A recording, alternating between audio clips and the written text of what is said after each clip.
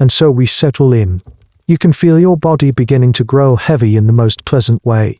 In our time together tonight, there is nothing to examine, nothing to understand, only the gentle rhythm of a story. A story that begins in a place of supposed safety. A world of lace and quiet afternoons, the story of a perfectly proper Victorian woman. A woman who, for all intents and purposes, is you. Before we drift too far into that world, if you feel a connection to this quiet space, you're welcome to leave a quiet like or subscribe.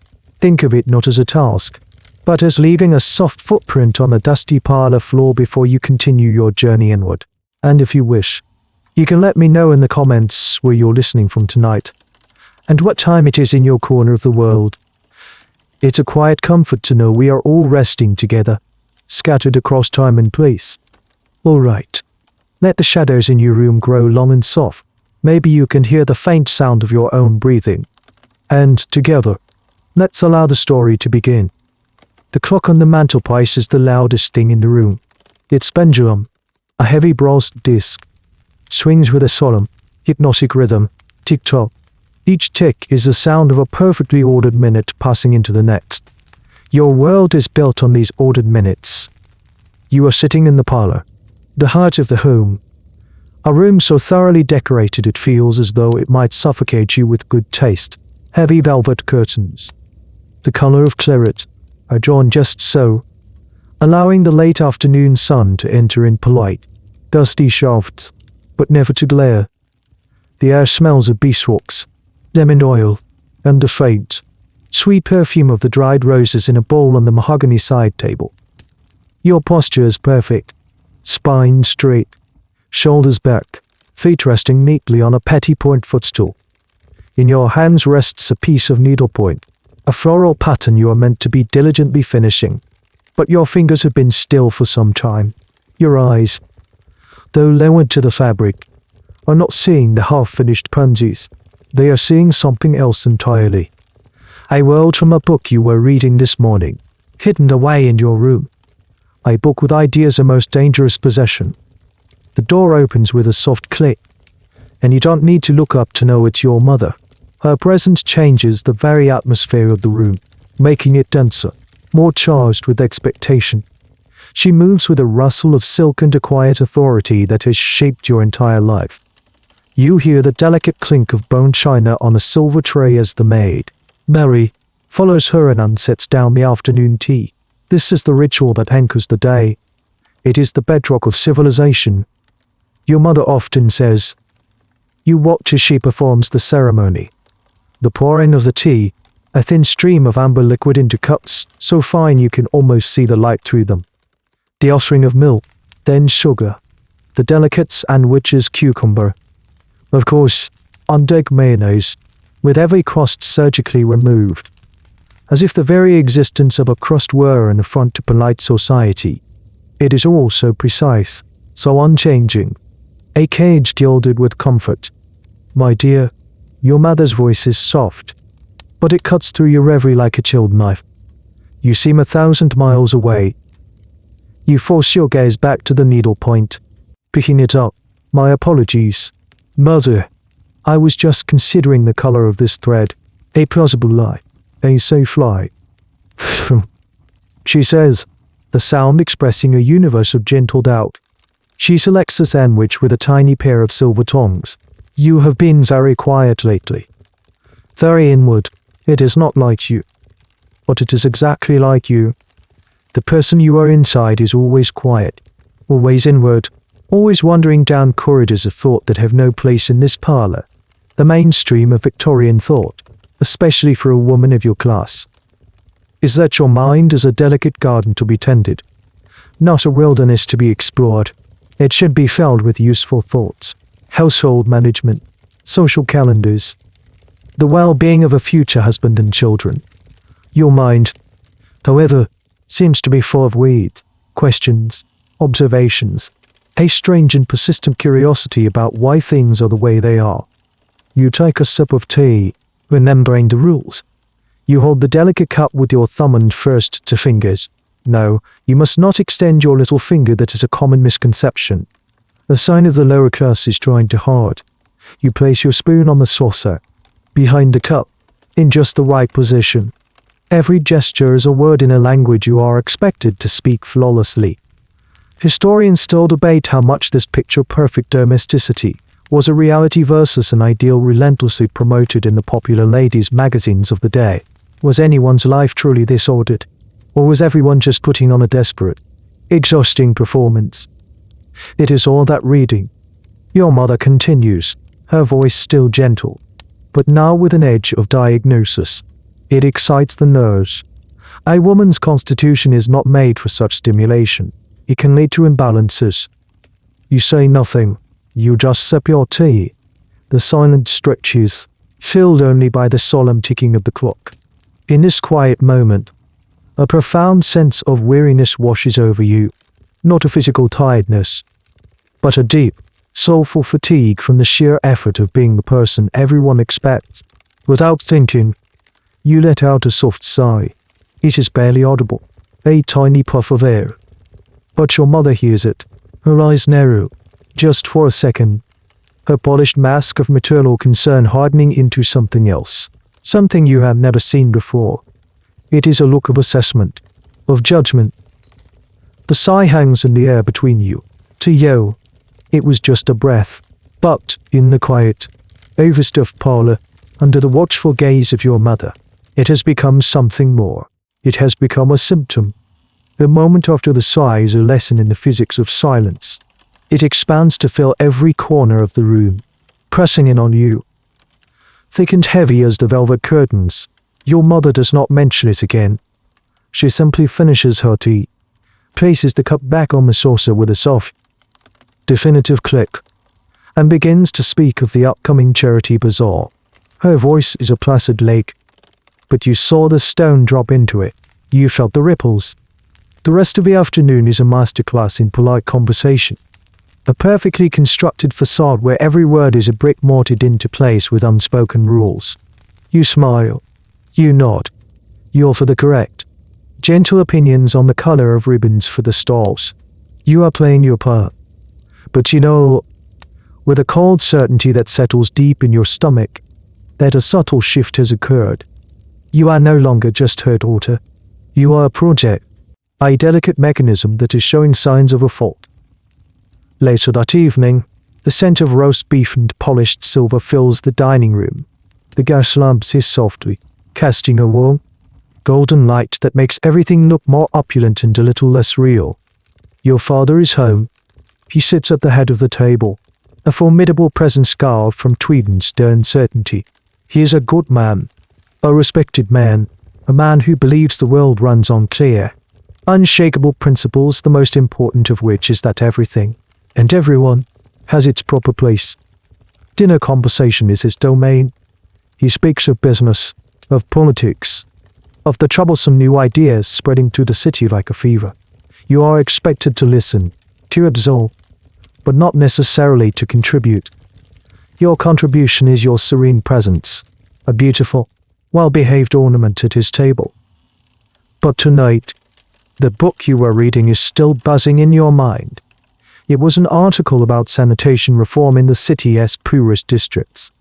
And when your father complains about the rising taxes needed to fund such projects, a thought escapes your lips before you can catch it. But surely, you say, your voice sounding small in the cavernous room, the cost of disease and lost labor is greater in the long run. A healthier population seems a more efficient one. Silence, not the heavy, watchful silence of the parlor, but a sharp, shocked silence.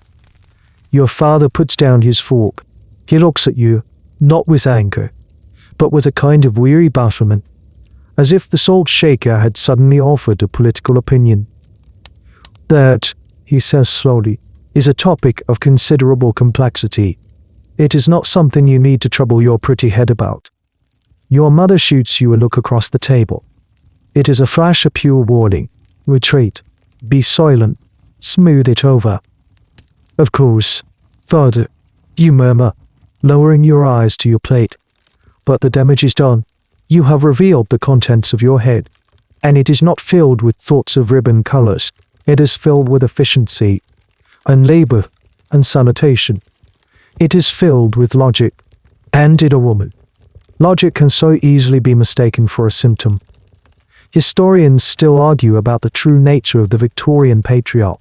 Was he a domestic tyrant, ruling his family with an iron fist, or was he a product of his time, genuinely believing that protecting his daughters from the harsh realities of the world was his primary duty? As you look at your father, you see not a monster, but a man utterly convinced of his own rightness, a man who sees your intellectual curiosity not as a virtue, but as a vulnerability, a crack in your feminine armor that might expose you to harm. After dinner, as you walk past the drawing room on the way to your own, you hear their voices from within. The door is slightly ajar. You know you should not linger, that eavesdropping is a terrible breach of etiquette, but your feet seem to root themselves to the spot. All this reading, your mother is saying, her voice a worried whisper. The doctor warned me about it. Novel reading fever, he called it. It overstimulates the feminine mind. It can lead to melancholia, to hysteria. It was a genuine medical concern at the time. This bizarre idea that the act of reading fiction could dangerously excite a woman's imagination and nervous system. Doctors wrote papers on how it could lead to a morbid craving for stimulation, making a young woman unfit for the calm, predictable duties of domestic life. She speaks of economics at the dinner table. Your father's voice rumbles. It is not appropriate. It is not healthy. We must consider her future. What suitor will have a wife who wishes to debate sanitation policy with him over supper? Perhaps it's time we consult Drive. Albright, your mother suggests, her voice gaining a little strength, the strength of someone who has found a solution. He is very well regarded. He understands these delicate female complaints. You pull back from the door, your heart beating a frantic rhythm against your ribs. You retreat to your bedroom, but the familiar comfort of its floral wallpaper and soft furnishings now feels like a trap. The whispers from the drawing room follow you, seeping under the door. They are not talking about you anymore. They are talking about a patient, a case study, a delicate female complaint that needs to be managed, to be cured. And you have a terrible, sinking feeling that the cure might be far worse than the disease. The days that follow are like living under glass. You are a butterfly pinned to a board, and your own family are the curious collectors, observing your every twitch. The world, which once felt like your own, has become a stage, and you are the unwilling lead in a play about a troubled young woman.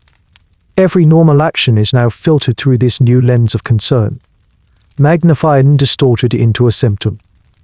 One morning, you have little appetite for breakfast. The thick, greasy bacon and heavy porridge sit in your stomach like stones. You push the food around your plate. This is not seen as a simple lack of hunger. It is noted, in a quiet glance between your parents, as a loss of vital appetite, a sign that your feminine energies are in decline. When you play the piano later that day, you choose a piece that is moody and complex. You pour your frustration into the keys, letting the chords crash and resolve. This is not an expression of artistry. It is morbid emotionality and nervous agitation. The next day, you try the opposite, playing a simple, cheerful tune with perfect, detached precision. This, you overhear your mother telling a visiting aunt, is a clear sign of listless apathy. You cannot win. Your health is a target, and every action is an arrow, shot by your own hand, that somehow manages to hit it. This is the very heart of the diagnosis you are unknowingly being prepared for. The term hysteria itself comes from the Greek word hystere, meaning uterus. The prevailing theory, stretching back to the ancients, was that a woman's womb was not a fixed organ. They believed it was a restless creature, an animal within an animal, that could become dislodged and wander throughout her body, causing havoc wherever it went. If it rose to her chest, she would feel anxiety and a shortness of breath. If it reached her throat, she would have the sensation of choking, what doctors called the globus hystericus. It was a profoundly physical explanation for a woman's emotional life, reducing her entire being, her thoughts, her fears, her joys to the whims of a wayward internal organ. You start to notice subtle changes in your environment. One afternoon, you return to your room to find a new bottle of potpourri on your dresser. It is not the gentle scent of rose and lavender you are used to. This is a pungent, almost medicinal mix of camphor, cloves, and something sharp and bitter you can't quite identify. Your mother says it is a special blend to cleanse the air and promote tranquility. But you know it's something else. It's a prescription. This was a common, and rather bizarre, folk medical practice at the time. It was believed that strong, often unpleasant smells could be used to coax the wandering woman back to its proper place, driving it downwards with the sheer force of a bad scent. You are, in essence, being treated before you have even been diagnosed. As you sit in your medicinally scented room, you think of other women you know. You think of Mrs. Albright from down the street, who takes to her darkened bedroom with a case of the nerves for a week at a time, especially when her overbearing mother-in-law is scheduled to visit. You think of your cousin Eleanor, who fainted twice during the planning of her elaborate wedding, an event she openly dreaded. Were they ill, or were they clever? Historians continue to debate this very point. To what extent did women in the Victorian era use the diagnosis of hysteria, or the performance of its symptoms, as a tool? Was it one of the few socially acceptable ways for a woman to protest, to retreat from an oppressive situation, or to exert some small measure of control over her own life? When all other avenues were closed to her, it was a dangerous game. You realize, claiming illness might grant you a temporary reprieve, a bit of sympathy, a week in bed. But what happened when the performance became too convincing? What happened when the men in charge decided your illness required a more permanent solution? Your own performance, it seems, has been far too convincing. A week after the whispers in the drawing room, your mother comes to you. Her face is a mask of gentle, loving concern. She holds your hands in hers. They are cool and dry. "My dear," she says, her voice as smooth as cream. "Your father and I have been worried about you, about your sensitivities. We have made an appointment for you to see Drive Albright. He is a wonderful man, very kind, and an expert in the particular health challenges that we ladies can face. He is going to help you feel like yourself again. I cold dread washes over you, but you know better than to protest. Protesting would be another symptom. Arguing would be a sign of the very agitation he is meant to cure. So you just nod, a silent, docile daughter. You let her squeeze your hands and tell you that it is all for the best. And as she leaves the room, you are left with the chilling realization that the person may think you are the mistless, agitated, morbid, emotional girl is about to be made real, set in stone by the opinion of a man you have never even met. Dr. Ive Albright's practice is on a respectable street, in a tall, narrow house that seems to be frowning down at the world through its dark-paned windows. The brass plaque by the door is polished to a blinding shine. Dr. Julian Albright, consultant in nervous disorders and diseases of women. The distinction is subtle but important. He isn't a doctor for everyone. He is a specialist for a very specific and very lucrative clientele, wealthy women with vague, unpinned-down able ailments. Use it beside your mother on a stiff horse-hair sofa in the waiting room. The air is heavy with the scent of carbolic soap and old paper. The walls are a deep, somber green, and they are covered in framed diplomas and anatomical charts.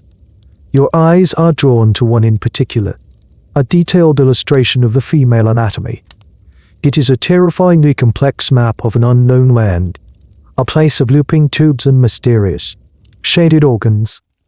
A large, pear-shaped object is labeled in stark Latin, uterus. It is the supposed source of all your troubles, the rebellious sovereign of your internal kingdom. Your mother pats your hand. He is the very best. My dear, the Queen herself is said to have consulted a colleague of his. You are in excellent hands. The words are meant to be reassuring, but they have the opposite effect.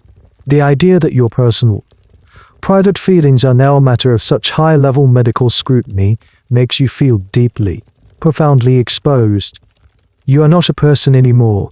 You are a collection of delicate parts that have malfunctioned.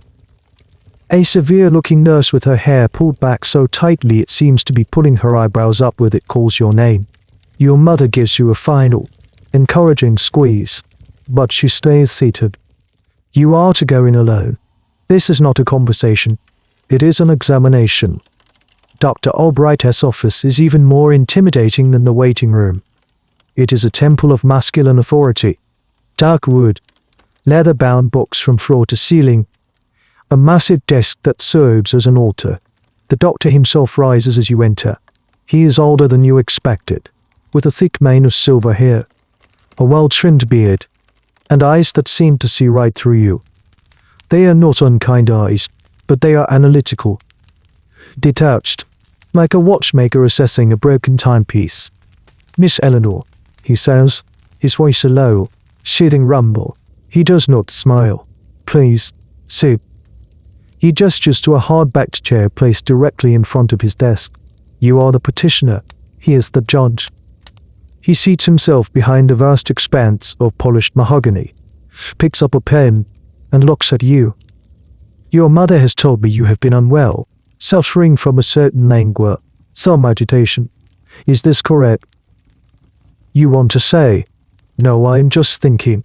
I am just feeling things. I am bored and frustrated and I want a life bigger than a parlor and a piece of needlepoint." But you know these are the wrong answers. These are the answers of an ill woman. So you say, "I have not been feeling myself. Doctor, it is the perfect, feminine, non-committal response. It is the answer he expects." He makes a note on the paper in front of him. "I see. And do you suffer from headaches? A tightness in the chest? A feeling of a lump in the throat?" He is listing the classic symptoms of hysteria, leading you down a preordained path. He isn't asking you what you feel. He is telling you what he expects you to feel. You give a hesitant nod. "Sometimes." "Yes." "And your monthly cycles?" He continues, his gaze unwavering. "Are they regular?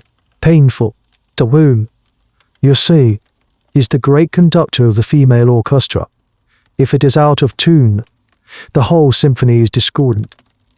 You are taken aback by the directness of the question. This is a topic of almost sacred privacy, never to be discussed, certainly not with a man. Yet he speaks of it with the clinical detachment of a mechanic discussing an engine. The Victorian era was a time of immense contradiction. On the surface, society was pathologically prudish.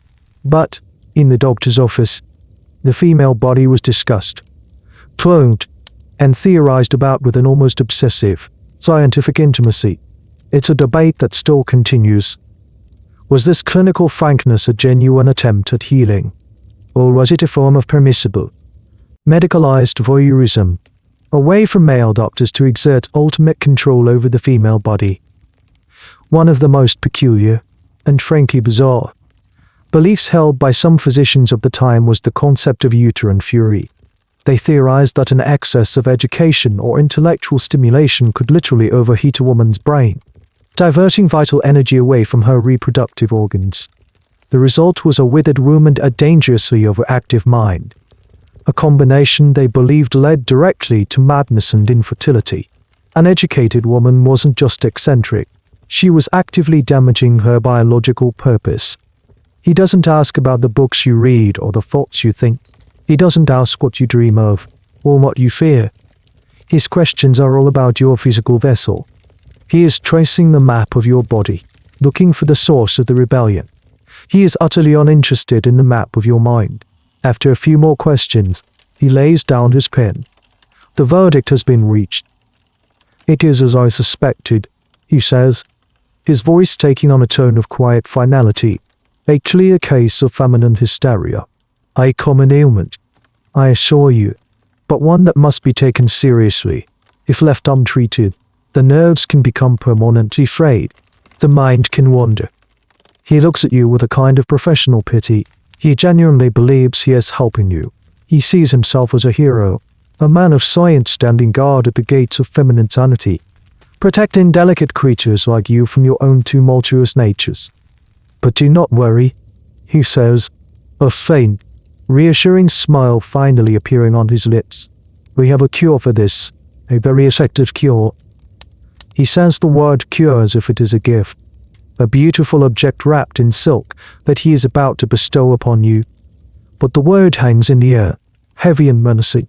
The cure for thinking too much, the cure for feeling too deeply, the cure for being yourself. Hysteria. Dr. Ive. Albright continues, leaning forward slightly, his fingertips pressed together to form a steeple of authority, is a rebellion of the nerves. The modern world, with its frantic pace, its stimulating literature, its unsettling ideas about a woman's role, it places an enormous strain on the delicate female constitution. Your system, my dear, is overwrought. It is like a harp string that has been tightened to the point of shrieking. It needs to be loosened. Rest. The word sounds so simple, so benign. You imagine long, peaceful mornings in bed, a tray of toast and tea, the freedom to do nothing. But the look in his eye tells you this is not the kind of rest he means. I am prescribing a course of treatment developed by a most brilliant colleague of mine, he says. We call it the rest cure. It is a complete and total cessation of all activity. We must give the nervous system a chance to completely reset itself, to forget its bad habits of agitation and morbid excitement. He explains the regimen, and as he does, a cold horror begins to creep up your spine. This is not rest. It is a living burial for a period of 6 to 8 weeks.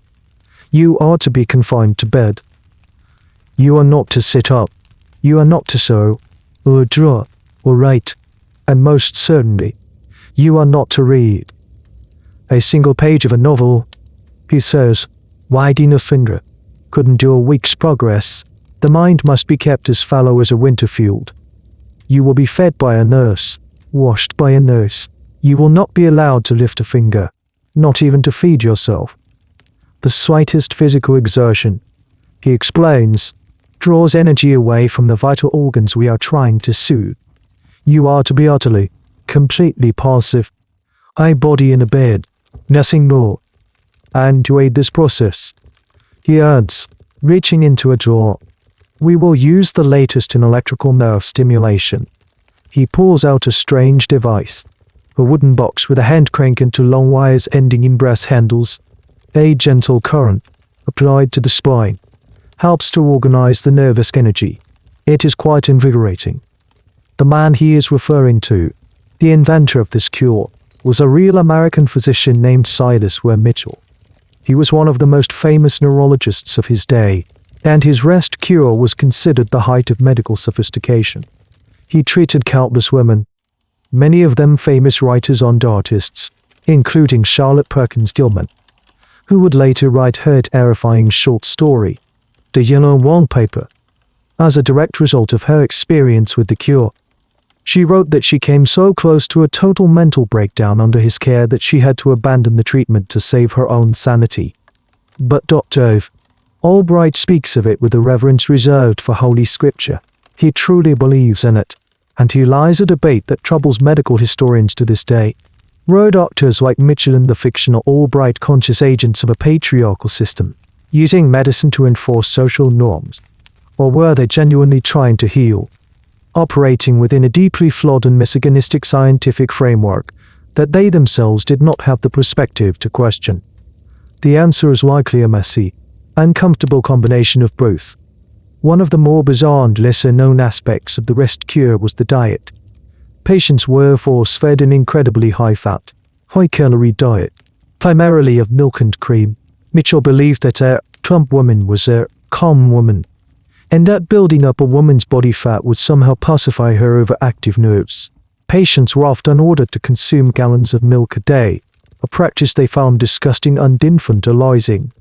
It was another way of reducing them to the status of a farm animal being fattened, their own desires and appetites completely irrelevant.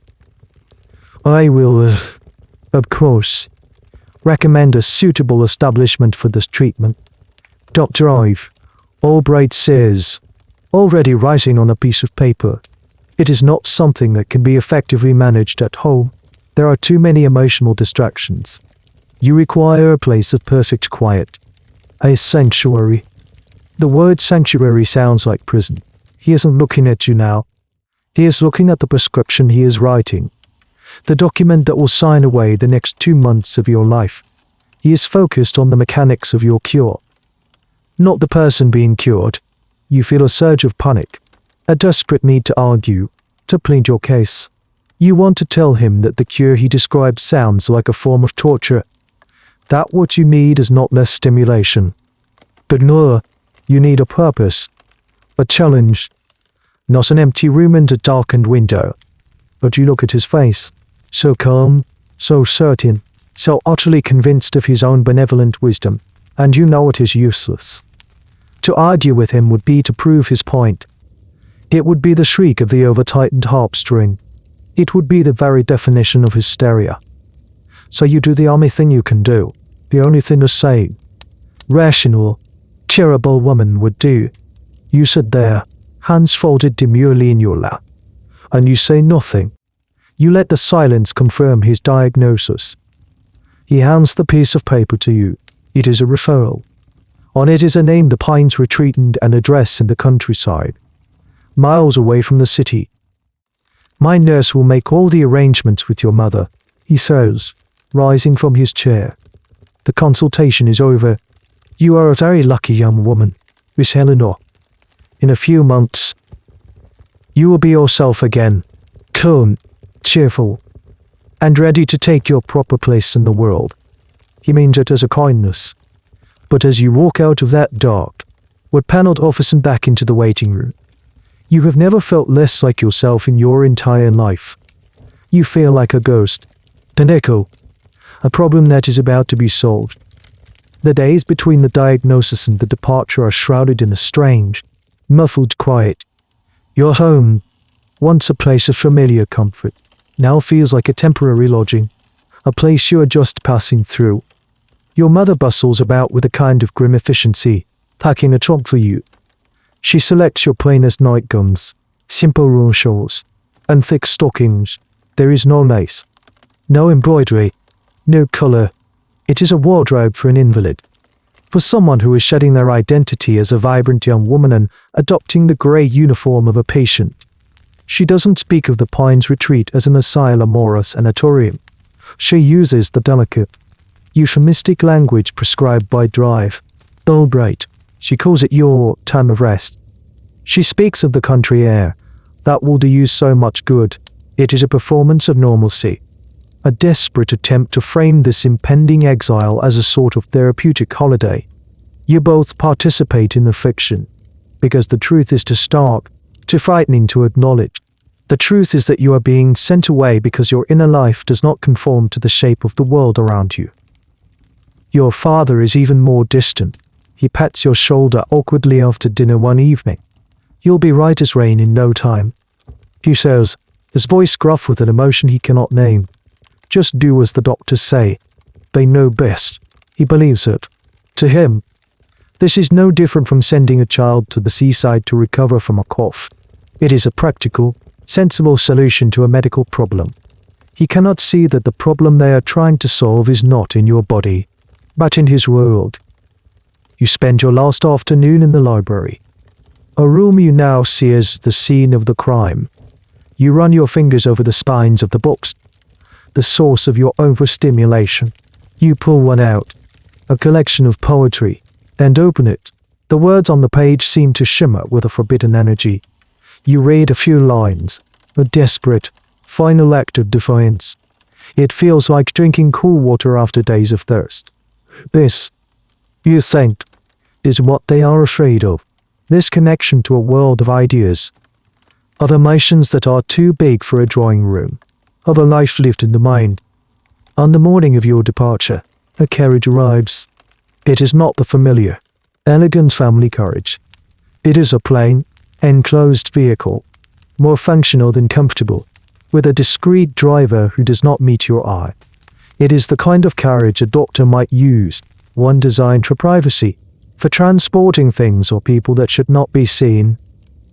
The farewell is a stiff, awkward affair on the front steps. Your mother hugs you, her corset pressing uncomfortably against you. "Be a good girl," she whispers in your ear. A phrase that now sounds less like advice and more like a command, a condition for your eventual return.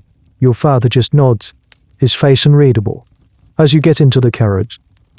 The maid, Marie, slips a small, lumpy package into your hand.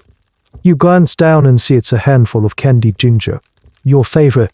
It's a small, secret act of kindness in a world that has become cold and clinical. It is the only genuine thing that has happened all morning, and you have to fight back a sudden urge to cry. Crying, of course, would be a symptom. The carriage door closes with a solid, final thud. It is the sound of an ending. Through the small, curtained window, you watch your home recede. You watch the familiar street depart. The city you have known your entire life slide away. The journey is long and monotonous. The rhythmic clatter of the horses, hooves and the creak of the leather suspension are the only sounds. You sit perfectly still on the hard seat. The candied ginger clutched in your hand, a tiny, sweet anchor in a sea of uncertainty. Here, in the swaying isolation of the carriage, you are caught between two worlds. You are leaving the world of structured, predictable femininity, but you have not yet arrived at the world of prescribed, clinical femininity. You are nobody, suspended in motion. Historians often struggle to capture the subjective experience of moments like these. The official records, the asylum ledgers, the doctor's notes are cold and factual. The letters home from patients were often censored. It's in the margins, in diaries and discarded scraps of poetry, that we find the terror and confusion of the individual. The debate continues over how to best write this kind of history, how to give voice to those who were systematically silenced. One peculiar and sad detail from this era is the existence of carriage dresses specifically designed for asylum transfers. These were plain, durable garments, often in dark colors, with minimal fastenings that a patient couldn't easily undo. They were part of the process of stripping away a woman's identity even before she reached the asylum gates.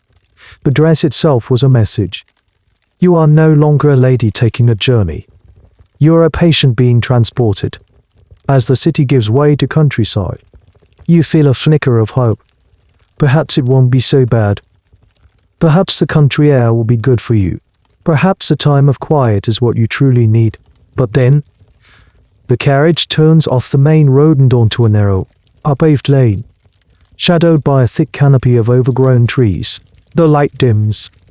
The air grows cooler.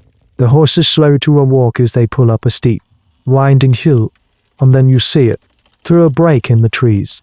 Perched on the crest of the hill, like a brooding bird of prey, is a vast, imposing building of dark red brick. It is stark and symmetrical, with rows of identical, narrow windows that stare out over the landscape like vacant eyes. It is not a retreat. It is not a sanctuary. It is, unmistakably, an institution. The carriage groans to a halt on the gravel drive. For a moment, there is only the sound of the tired horses breathing, their breath misting in the cool air. The silence is profound, a country silence that is different from the muffled quiet of the city. It is deeper, emptier, and feels ancient. The building looms over you, a monument of brick and slate. It is built in the Kirkbride plan, a popular architectural style for asylums in the 19th century. The design is a direct reflection of the medical theory of the time, a central administrative block with long, straight, tiered wings extending outwards, separating patients by the severity of their illness. The idea, proposed by Thomas Kirkbride, was that the very architecture, the light, the airflow, the orderly separation would be a form of treatment. It was meant to be a machine for healing. But standing before it, all you feel is the crushing weight of its rigid, unyielding geometry. It is a building designed to contain, not to comfort, the driver, who has not spoken a single word to you the entire journey, gets down from his seat and opens your door. He doesn't offer a hand. He just stands back, his expression neutral, waiting for you to emerge into this new reality. You step out, and your boots crunch on the gravel. The sound seems unnaturally loud. You look up at the main entrance. It is a heavy oak door, studded with iron, set beneath a stone, pointed arch. Above it, carved into the stone lintel, are the words, "The Pines Retreat for the Promotion of Rest and Mental Hygiene." The formal, optimistic language is a jarring contrast to the grim facade. A strange, and often overlooked, aspect of these institutions was their self-sufficiency. Many, like the Pines, were built as sprawling campuses with their own farms, bakeries, laundries, and even chapels. The goal was to create a completely self-contained world, a therapeutic utopia where the chaotic influences of the outside could be eliminated. Patients were often put to work on these farms and in the laundries, a practice touted as work therapy. Historians debate whether this was a genuine therapeutic tool or simply a way to exploit a captive workforce to keep the institution's operating costs down. The heavy oak door swings open before you reach it. Pulled from within by an unseen hand, a woman stands in the doorway. She is dressed in a severe, dark grey dress with a crisp white apron. Her hair is pulled back in a tight, unforgiving bun, and a ring of heavy iron keys hangs from a chain at her waist, jingling softly as she moves. She is the head matron, and her face is a study in professional neutrality. There is no warmth in her eyes, but no overt cruelty either. There is only a profound and weary competence. She has done this 1,000 times. "Miss Eleanor," she asks, though it is not really a question. Her voice is flat, devoid of inflection. "We've been expecting you. Come this way." You step across the threshold, and the door closes behind you with a heavy, echoing boom. The sound reverberates through the entrance hall, a sound of absolute finality. The air inside is cool and smells sharply of disinfectant and boiled cabbage. The floors are stone, and your footsteps echo as you follow the matron. The entrance hall is vast and cavernously empty, designed to impress and intimidate. High above, a vaulted ceiling is lost in shadow. Everything is immaculately clean, obsessively ordered, and utterly devoid of any personal touch. There are no paintings on the walls, no flowers in vases, no comfortable chairs. It is a space scrubbed clean of humanity. As you walk, you hear a faint, distant sound. It is a woman's voice, not speaking or singing, but wailing, a low, high-pitched, mournful sound that seems to come from the very walls of the building. It is cut short, as if a door has been quickly closed. The matron gives no sign that she has heard it. She just continues walking, her keys jingling in a steady, rhythmic counterpoint to your nervous heartbeat. She leads you to a small, bare office just off the main hall. It contains a simple wooden desk, 2 chairs, and a large, leather-bound ledger. The matron sits behind the desk and opens the book. The pages are filled with a neat, spiddery script. She dips a pen in an inkwell and looks at you. "Your name, for the record," she says, her voice still a monotone. "You know my name, Eleanor Vance." "I require you to state it," she replies, not unkindly, but with the unshakable patience of someone who will wait all day if necessary. "It is the first test. The first lesson in compliance. You say your name." She writes it down. She asks your age, your place of birth, the name of your physician. With each question, you feel another piece of your old life being stripped away, converted into a neat line of ink in a book. You are no longer Eleanor Vance, daughter, reader, thinker. You are becoming a case file. She closes the ledger. "Very good," she says, as if you have successfully completed a difficult task. "Now, we will get you settled in. Nurse Atkins will see to you." She rings a small bell on her desk, and a moment later, a younger nurse, stout and red-faced, appears at the door. The head matron hands her a slip of paper. "West Wing, room 246, she says. Nurse Atkins nods and then turns to you. Her smile is a brief, professional twit. "This way, dear." she says, as you follow her out of the office and towards a long, echoing corridor that leads to the west wing. You realize you haven't seen another patient. You haven't seen a doctor. You have only seen the gatekeepers. You have crossed the border into a new country, and you are only just beginning to learn its harsh and unforgiving laws. You follow Nurse Hutchins down the corridor, your footsteps echoing on the polished linoleum. The corridor is impossibly long and straight. A perfect, unnerving line stretching into the distance. Doors, all identical, all painted the same shade of drab olive green, are spaced at regular intervals along both walls. Some have small, sliding hatches at eye level, currently closed.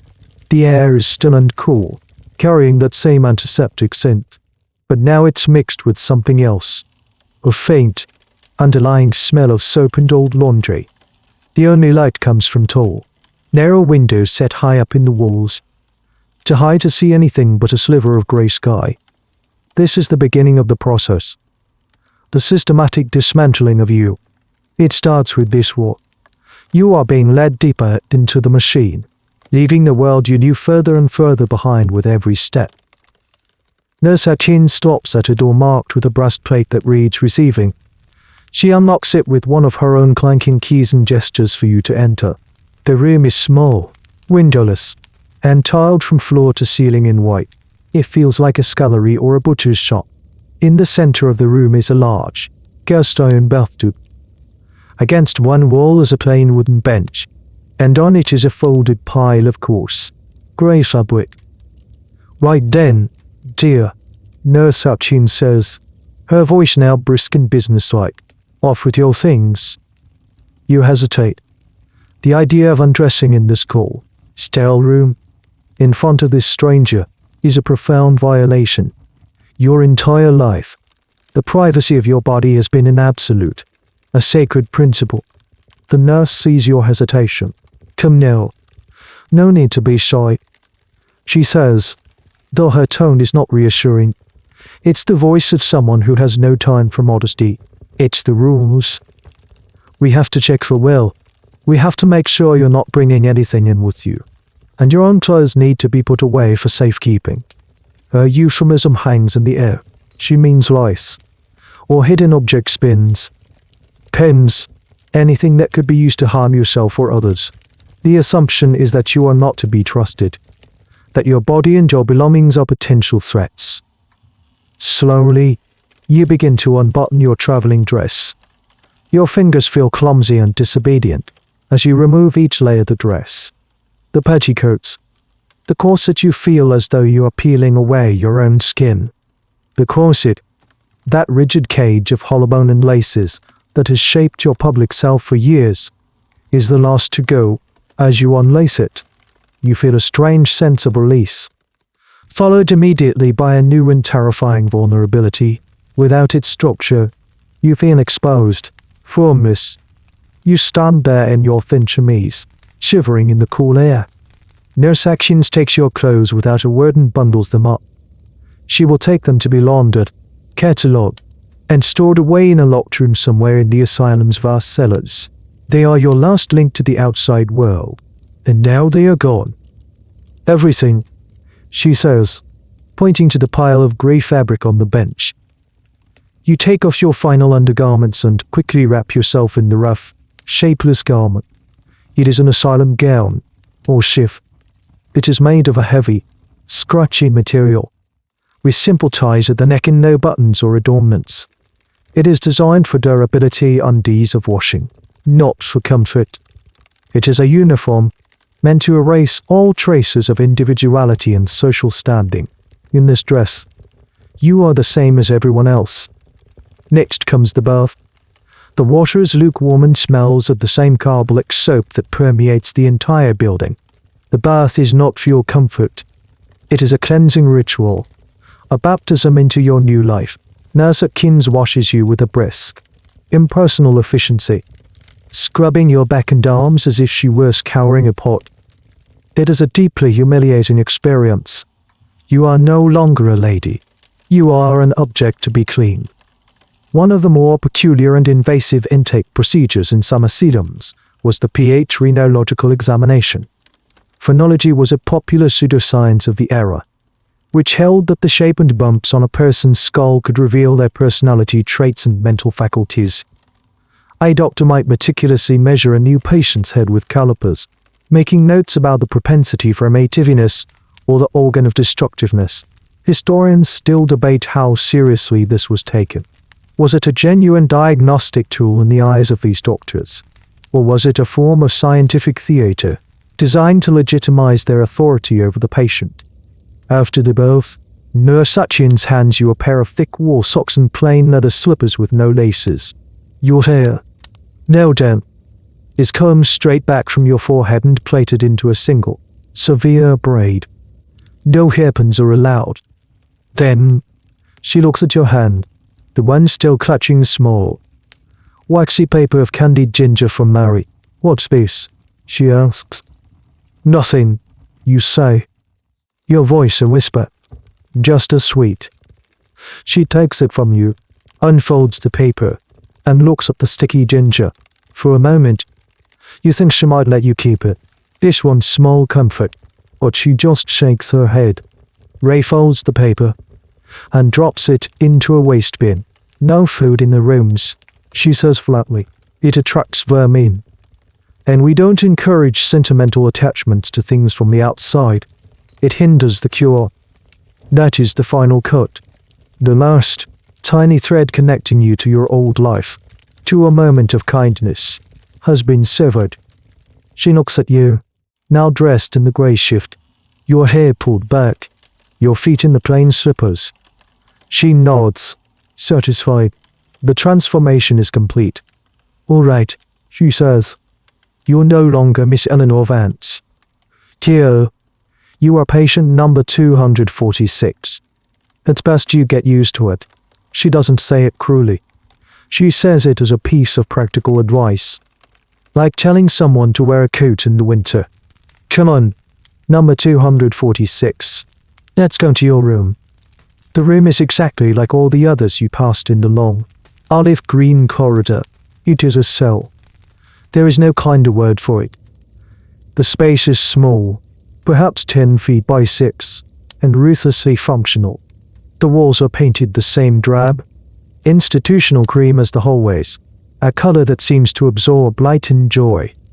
The floor is bare wood, scrubbed so clean it feels perpetually damp and cold under your thin slippers.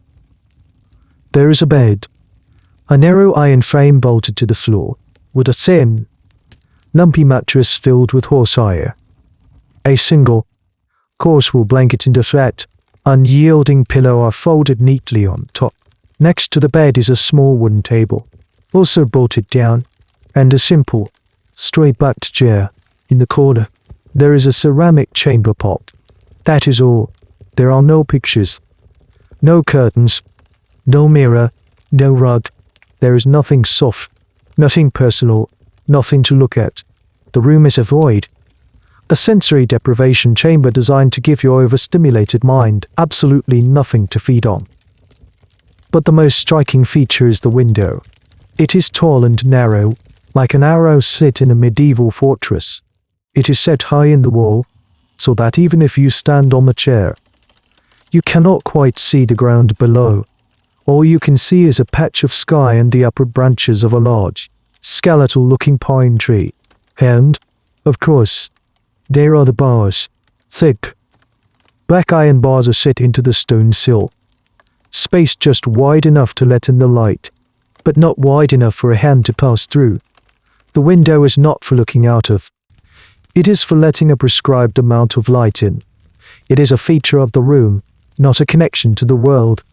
Nurse Hutchins watches as you take it all in.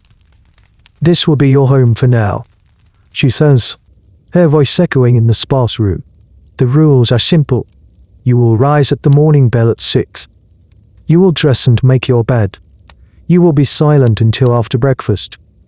You will attend to your assigned duties. You will be in your room for rest periods. You will retire at the evening bell at 9. You are not to speak to other patients unless given permission. You are not to leave your room after the evening bell. Is that understood? You nod, your throat tight to speak. Good, she says. The lavatory is at the end of the hall. You will be escorted there twice a day. The rest of the time, you will use the pot. A nurse will be by in the morning to collect it. She turns to leave, her hand on the heavy door. Don't cause any trouble. Number 246. It only makes things harder for yourself. Then she closes the door. You hear the sharp, metallic sound of a key turning in the lock. It is a sound that will soon become the punctuation mark of your entire existence. The sound of a key turning is the sound of a decision being made about you, without you. You are alone. You walk to the center of the tiny room and stand there, listening. You can hear the faint, distant sounds of the asylum, the echo of footsteps in the corridor, a muffled cough from an adjacent room, the high, mournful cry you heard before, further away now, like the call of seabird. This is the soundtrack of your new life. You sit on the edge of the hard bed, the scratchy wool of the shift trough against your skin. You are patient number 246. You live in a locked box. Your day is governed by bells. This is the rest cure. Dr. Albright called it a sanctuary. You now understand that a sanctuary is not a place of safety, but a place of removal. You have been removed from the world.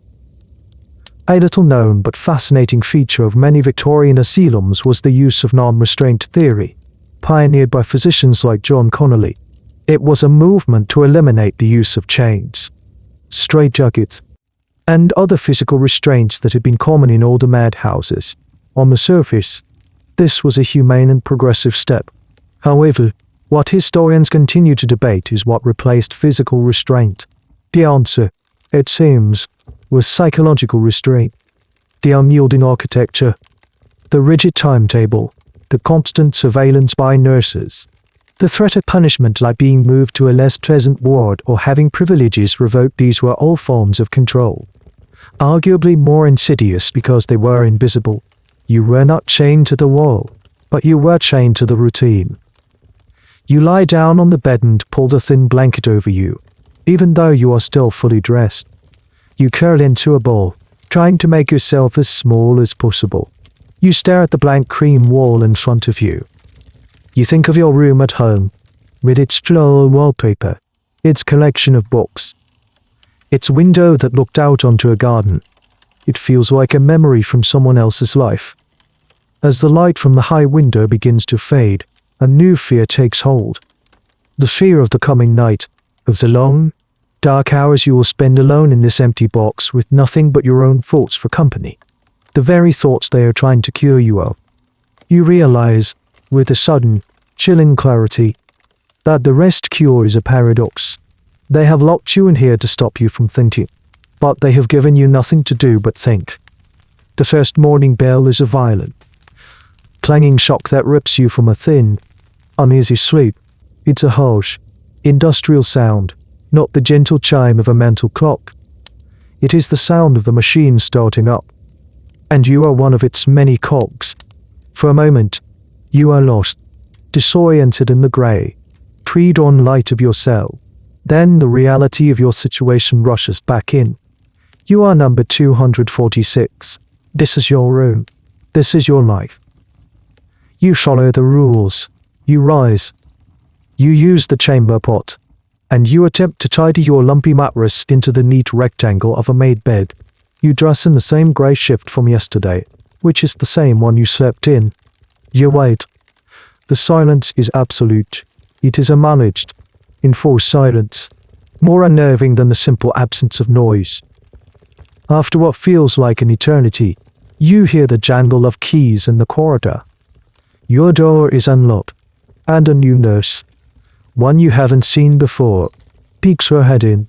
"Line up," is all she says. You step out into the corridor and find other women emerging from their identical rooms, all dressed in the same grey shifts. Their faces pale and puffy with sleep. They move like sleepwalkers, their eyes downcast, their shoulders slumped. No one speaks. No one makes eye contact. This is the first rule of survival you learn. To see is to be seen. To be invisible is to be safe. You are laid in a silent, shuffling line, to the dining hall. It is a vast, echoing chamber with a vaulted ceiling, much like the entrance hall, but filled with long wooden wrestle tables and backless benches. The room is designed for efficiency, not comfort.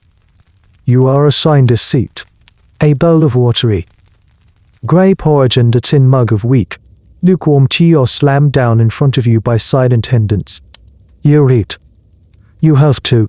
The nurses watch to make sure every bowl is finished. Food is not for pleasure. It is fuel. It is part of the treatment. After breakfast, you are supposed to be assigned your duties, but as a new patient, and one prescribed the full rest cure, your duty is to do nothing. You are led back to your room. The door is locked behind you. The long, empty day stretches out before you, a barren landscape of time. It is during the brief, supervised walk in the exercise yard later, that week, that you get your first real look at the other women of the West Wing. The yard is a high-walled enclosure, more like a pen for animals than a garden. A single, sad-looking tree stands in the center. You are to walk in a circle, in single file, in silence, for exactly 30 minutes. As you walk, you start to steal glances at your fellow patients. They are not the raving lunatics of popular fiction. They are women, women of all ages. There is a young girl, perhaps no older than 16, who walks with her eyes fixed on her feet, her hands twisting the fabric of her shift. There is an older woman with streaks of grey in her hair who sometimes mutters to herself, her lips moving in a silent, frantic conversation. And then there is the woman who walks directly in front of you. She is perhaps in her 30s, with sharp, intelligent features and a way of holding her head that seems to defy the slumped posture of the others. One afternoon, as you round the tree, she stumbles slightly. A small, flat stone she must have been hiding in her hand falls to the ground. Before a nurse can see, she deftly kicks it towards you with her heel. You stop, bend down as if to tie your slipper, and palm the stone. It is smooth and grey, and surprisingly cool to the touch. It feels real, solid, a piece of the world that hasn't been scrubbed and sanitized. When you look up, the woman gives you the slightest, almost imperceptible nod. It is a shocking act of communication, a conspiracy. Later, you learn her name is Catherine. You learn this through whispers in the laundry room, a place of steam and noise where the nurse's surveillance is slightly less absolute. You are eventually assigned laundry duty, a promotion from the total idleness of the rest cure, a sign that you are becoming more manageable. Here, surrounded by the rhythmic slosh of water and the sap of wet linen, the women talk, not in conversations, but in fragments, in stolen sentences. You learn that Catherine was an artist. Her husband had her committed because she spent more time with her canvases than with him. He called it an unhealthy obsession.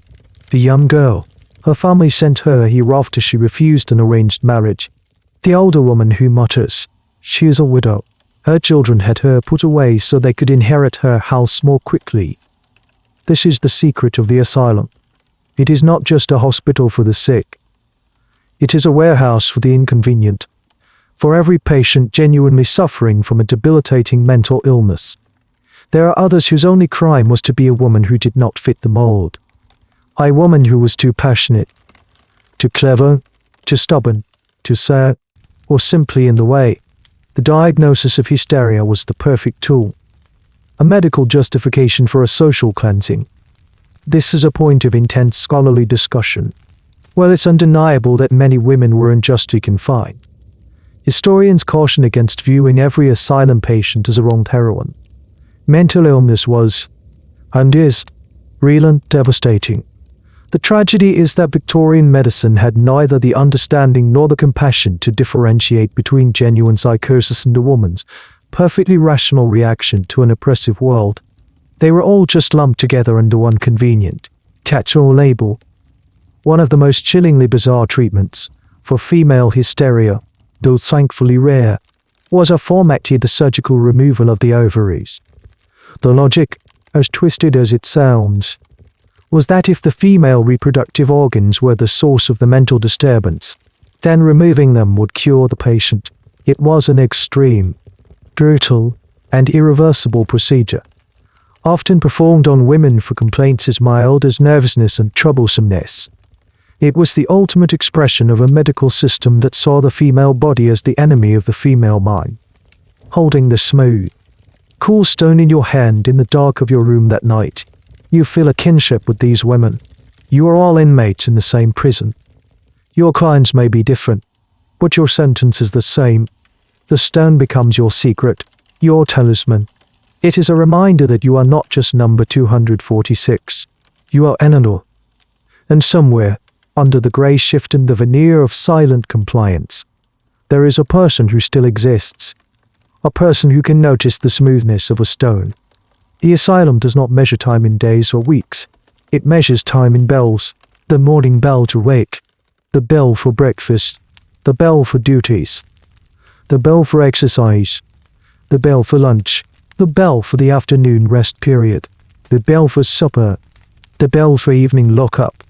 Your life is a series of empty spaces punctuated by the Pavlovian command of a ringing bell. It is a tyranny of the timetable, a relentless, unvarying rhythm that is designed to grind down your will, to replace your internal clock with the institutions. Your duty, now that you have graduated from the absolute idleness of the rest cure, is in the laundry. For 4 hours every morning, you stand in a vast, steamy room that smells of lysope and damp linen. The work is brutal and monotonous. You haul heavy, wet sheets from boiling vats of water with a long wooden paddle. You scrap clothes on a ribbed washboard until your knuckles are raw. You wring out heavy wool blankets, your arms aching with the strain. The air is so thick with steam you can barely see the other end of the room. The noise is a constant, deafening roar of sloshing water and clanking machinery. At first, the work is a kind of torture. Your body, softened by a life of leisure, screams in protest. But then, a strange thing happens. You begin to find a kind of solace in the physical exhaustion. It is a relief from the crushing emptiness of your room. In the laundry, your mind can go blessedly blank. You can focus on the simple, repetitive task in front of you. Scrub, rinse, wring. Scrub, rinse, wring. For a few hours. You are not a patient being cured. You are just a pair of hands doing the job. The pain in your muscles is a real, honest sensation, a welcome change from the vague, undefined ache in your soul. The meals are as unvarying as the bells. The grey porridge for breakfast, ice in, greasy stew with a lump of bread for lunch, more bread, with a scrape of margarine and a wedge of strong, crumbly cheese for supper. On Sundays, as a treat, you get a boiled egg. The food is always lukewarm, always bland. It is sustenance, nothing more. You eat because you must. You learn to eat quickly, without thinking about it, before the bell rings to signal the end of the meal. A bizarre but common feature of asylum diets was the sheer amount of bread. It was cheap, it was filling, and it was thought to be calming. Some dietaries from the period show patients being allotted over a pound of bread per day. There was also a prevailing medical belief that spicy or flavorful foods could overstimulate the nervous system. Much like reading a novel, a bland diet was therefore a key component of the moral treatment of the insane, designed to soothe the palatin. By extension, the mind. Historians still debate the nutritional impact of these diets, but it's clear they were designed for control and economy, not for the health or pleasure of the patients. The afternoons are, in many ways, the hardest part of the day. After the midday meal, a bell rings for the mandatory rest period. You are locked back in your room for 2 hours of enforced quiet. You are not allowed to sleep. A nurse patrols the corridor, sliding open the Judas hole in your door at random intervals to check on you. You are supposed to sit on your chair, or lie quietly on your bed, and be calm. But the silence of the room is not calm. It is a screaming, roaring silence, filled with the thoughts you are not supposed to have. You think about your family. Do they miss you? Do they ever speak your name? You try to remember the exact pattern of the wallpaper in your old bedroom, the feel of a silk dress, the taste of a fresh strawberry. The memories are starting to fade, their edges becoming blurry and indistinct. You are losing your own past. It is being washed away by the relentless tide of institutional grey. You begin to notice the tiny details of your cell with an almost hallucinatory intensity. A crack in the plaster that looks like a river delta. The way the dust motes dance in the single shaft of afternoon light. The unique pattern of wood grain on the floorboards. Your world has shrunk to these 10 square feet, and your mind, starved of stimulation, tries to find meaning and pattern in the nothingness that surrounds it. This experience, this descent into the minutiae of one's surroundings, is a recurring theme in the writings of former asylum patients. It is a documented psychological response to sensory deprivation.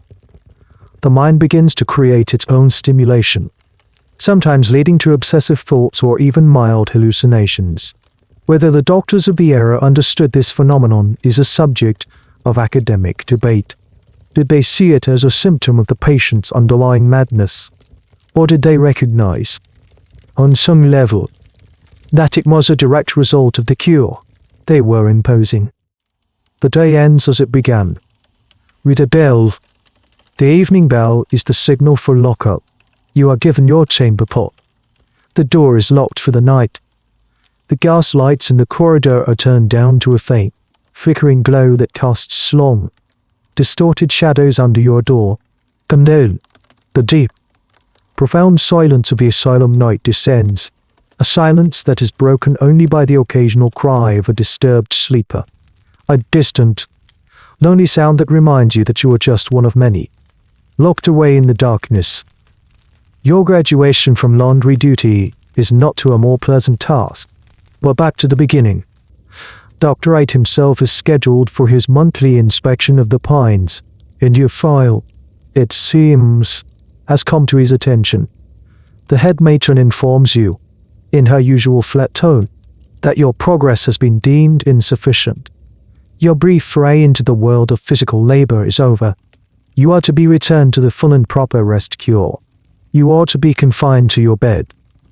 The protocol is as absurd as it is absolute. You are not simply to stay in bed. You are to be immobilized. The nurse, a stern woman named Mrs. Gable, informs you of the new rules on the first morning. You are to lie flat on your back. You are not to turn onto your side without permission. You are not to sit up. You are not to feed yourself. At mealtimes, Mrs. Gable brings your food no longer the solid fare of the dining hall, but a liquid diet of milk, beef broth, and thin gruel. She sits beside your bed and feeds you, spoonful by spoonful, as if you were an infant. The act is profoundly infantilizing, a deliberate regression. You are no longer a woman. You are a helpless child, completely dependent on your keeper. You must swallow when she tells you to swallow. You must accept what she gives you. To refuse food is a sign of defiance, an act of rebellion that is met with the threat of the feeding tube. A horrific rubber hose forced down your nose and into your stomach. So you swallow. You are to be washed in bed, once a day. Mrs. Gable comes with a basin of warm water and a rough cloth. She turns you and scrubs you with the same impersonal efficiency as the intake nurse, her movements brisk and practiced. You lie there, a passive object, your body belonging more to the institution than to you. But the crudest deprivation is the denial of occupation. Your hands, which had grown accustomed to the rough work of the laundry, must now lie still at your sides. You are forbidden to have anything in them. No needlework, no pen, no book, nothing. The smooth, grey stone Catherine gave you, which you had kept hidden in the hem of your shift, is discovered during a routine room search. Mrs. Gable confiscates it without a word, her expression unchanging. A destruction is all she says. This absolute sensory and intellectual starvation is the very core of Silas Weir Mitchell's philosophy. He wrote that the patient's mind must be made a blank, and that her own thoughts were the poison that was killing her. By removing all external stimuli, He believed he could force the mind to stop its frantic whirring, to reboot itself like a stalled machine. What he either failed to understand, or chose to ignore, is that a mind deprived of input does not become a blank. It begins to feed on itself. The hours in the bed blur into one long, continuous present. You lose track of the days. The only markers of time are the changing quality of the light through the high, barred window and the arrival of the nurse with your liquid meals. Your world is the lumpy horse-hair mattress beneath you, the rough wool of the blanket on top of you, and the cracked plaster of the ceiling above you. You start to notice things you had never seen before. The way the shadows of the window bars creep across the ceiling as the sun moves across the sky. They are a slow, silent sundial, charting the passage of your empty hours. You begin to give names to the cracks in the plaster. There is one that looks like a map of a river. Another resembles a withered tree. They become your companions. The silent geography of your confinement. This is the reality behind Charlotte Perkins Gilman's The Yellow Wallpaper. Her narrator, also subjected to a rest cure, becomes obsessed with the patterns in her room's wallpaper, eventually believing there is a woman trapped behind it. A projection of her own sense of imprisonment. Historians still debate the line between fiction and autobiography in her story. Was her depiction of a descent into madness an accurate portrayal of her own experience? Or was it a deliberate, political exaggeration? A gothic horror story designed to expose the barbarity of the treatment. The truth is likely somewhere in between. She was a writer, using the tools of her trade to process and protest a genuine trauma. A particularly bizarre and cruel aspect of the rest cure, as prescribed by some physicians, was the prohibition on family contact. Letters from home were forbidden, and visits were discouraged. The doctor insisted on a complete separation from the patient's hysteria-producing environment. This meant that the woman was utterly isolated, cut off from all sources of love and support, left entirely to the mercy of the asylum staff. This wasn't just a side effect of the treatment. It was a central component of it, designed to break the patient's will and make her more susceptible to the doctor's authority. One afternoon, lying in the enforced stillness, you begin to hum a tune from your childhood. You don't even realize you are doing it. It is a soft, tuneless sound, a ghost of a melody. The sliding hatch on your door snaps open. Mrs. Gable's eye appears in the opening. Silence. Number 246, she says, her voice sharp. The mind must be at rest. The hatch slides shut. The humming dies in your throat. Even the sound of your own voice is forbidden. They want to cure you of your thoughts by taking away your words, your memories, your songs. They want to leave nothing behind but a quiet, obedient vessel. And in the crushing silence that follows, for the first time, you feel a flicker of something truly terrifying. The fear that they might actually succeed. After what feels like an eternity in the silent, grey world of your bed, a new phase of your treatment begins. Mrs. Gable announces it one morning with the same lack of emotion she uses to announce breakfast. The doctor has prescribed a course of hydrotherapy, she says, to invigorate the nerves. Invigorate is a gentle, pleasant-sounding word. The reality is anything but. You are taken from your room, your legs weak and unsteady from disuse, and laid down to the asylum's basement. The air grows colder and damper with each step, and the familiar scent of carbolic soap is now mixed with the smell of wet stone and mildew. The hydrotherapy suite is a chamber of horrors disguised as a medical facility. It is a large, tiled room, filled with an array of strange and intimidating apparatus. They are massive, coffin-like bathtubs, strange cabinets that look like upright medieval torture devices, and a complex web of pipes and hoses lining the walls, all fitted with large, brass-colored nozzles and gauges. Your treatment begins with the needle shower. You are told to undress and stand on a small, slatted wooden platform in the center of the room. A circle of pipes surrounds the platform, all of them perforated with tiny holes. With a loud hiss and the groan of a turning valve, jets of ice-cold water erupt from the pipes. striking you from every direction. The force of the water is stunning, and the cold is a violent, breathtaking shock. It feels less like a shower and more like being flayed. You gasp and cry out, but the two stern-faced nurses who operate the machinery simply watch. Their expressions blank, timing the procedure on a pocket watch. The ordeal lasts for exactly 2 minutes, but it feels like a lifetime. Hydrotherapy, or the mortar cure, was immensely popular in the 19th century for a vast range of ailments, from indigestion to insanity. The central theory was that the application of water at different temperatures and pressures could stimulate the circulation, tone the nervous system, and restore the body's natural balance. It was seen as a powerful, scientific tool. However, in the context of the asylum, it's hard to separate the therapeutic intent from the punitive reality. Historians are still in debate. Was this a genuine, if misguided, medical treatment? Or was it a form of punishment and control? A way to shock unruly patients into submission, all under the respectable guise of medicine? After the needle shower, you are shivering uncontrollably, your skin blue and mottled. But the treatment is not over. Next is the wet pack. You are laid on a stone slab and wrapped, mummy style, in sheets that have been soaked in icy water. Then, several heavy wool blankets are wrapped tightly around you, pinning your arms to your sides.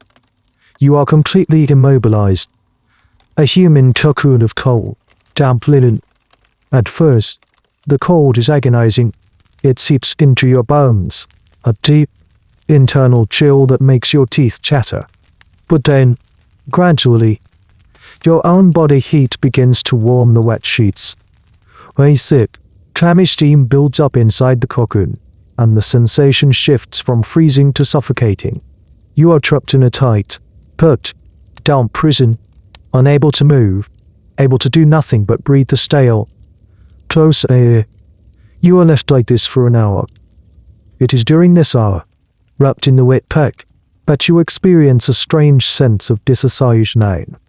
The misery is so profound, so absolute, that a part of your mind seems to float away, observing the scene from a distance. You are aware of your shivering, struggling body, but it feels like it belongs to someone else. It is a desperate psychological defense mechanism, a way for your mind to escape a body that is being tormented. One of the most extreme and frankly bizarre forms of hydrotherapy, used for the most difficult patients, was the continuous bath. The patient would be placed in a large tub of tepid water, sometimes for days at a time. A canvas cover with a hole for the head was placed over the tub to prevent them from getting out, and they were fed and would sleep in this state of constant immersion. The theory was that it would have a profoundly calming effect on the agitated nervous system, but it's easy to see it as a form of prolonged sensory torture. When the hour is finally up, the nurses return and unwrap you. Your skin is red and wrinkled, and you are limp with exhaustion. But the invigoration is still not complete. The final step is the douche. You are made to stand against a tiled wall while a nurse directs a high-pressure hose at you. A powerful jet of cold water is aimed at your spine, then your legs, then your abdomen. The force is so strong it feels like being beaten with a club. When it is all over, you are given a rough towel and your grey shift. You are so weak you can barely dress yourself. As you are led back to your room, you feel a profound and utter sense of defeat. The hydrotherapy has done its work. It hasn't invigorated your nerves, it has shattered them. It has used the brute force of physical sensation to overwhelm your mind, to leave you with no energy for thought, for rebellion, for anything other than a dull, aching, animal desire to be left alone. You collapse onto your bed, not to rest, but to recover from the cure. The laundry room, once a place of mindless, exhausting labor, now feels like a haven. After your course of hydrotherapy is deemed complete or perhaps just temporarily suspended, you are returned to your duties there. The steam, the noise, the aching muscles are all a welcome relief from the clinical, silent tortures of the water cure and the enforced idleness of the bed rest. Here, at least, you are allowed to move. Here, You are allowed to be useful. And here, in the chaos of steam and sloshing water, it is possible to exchange a word or two without being seen.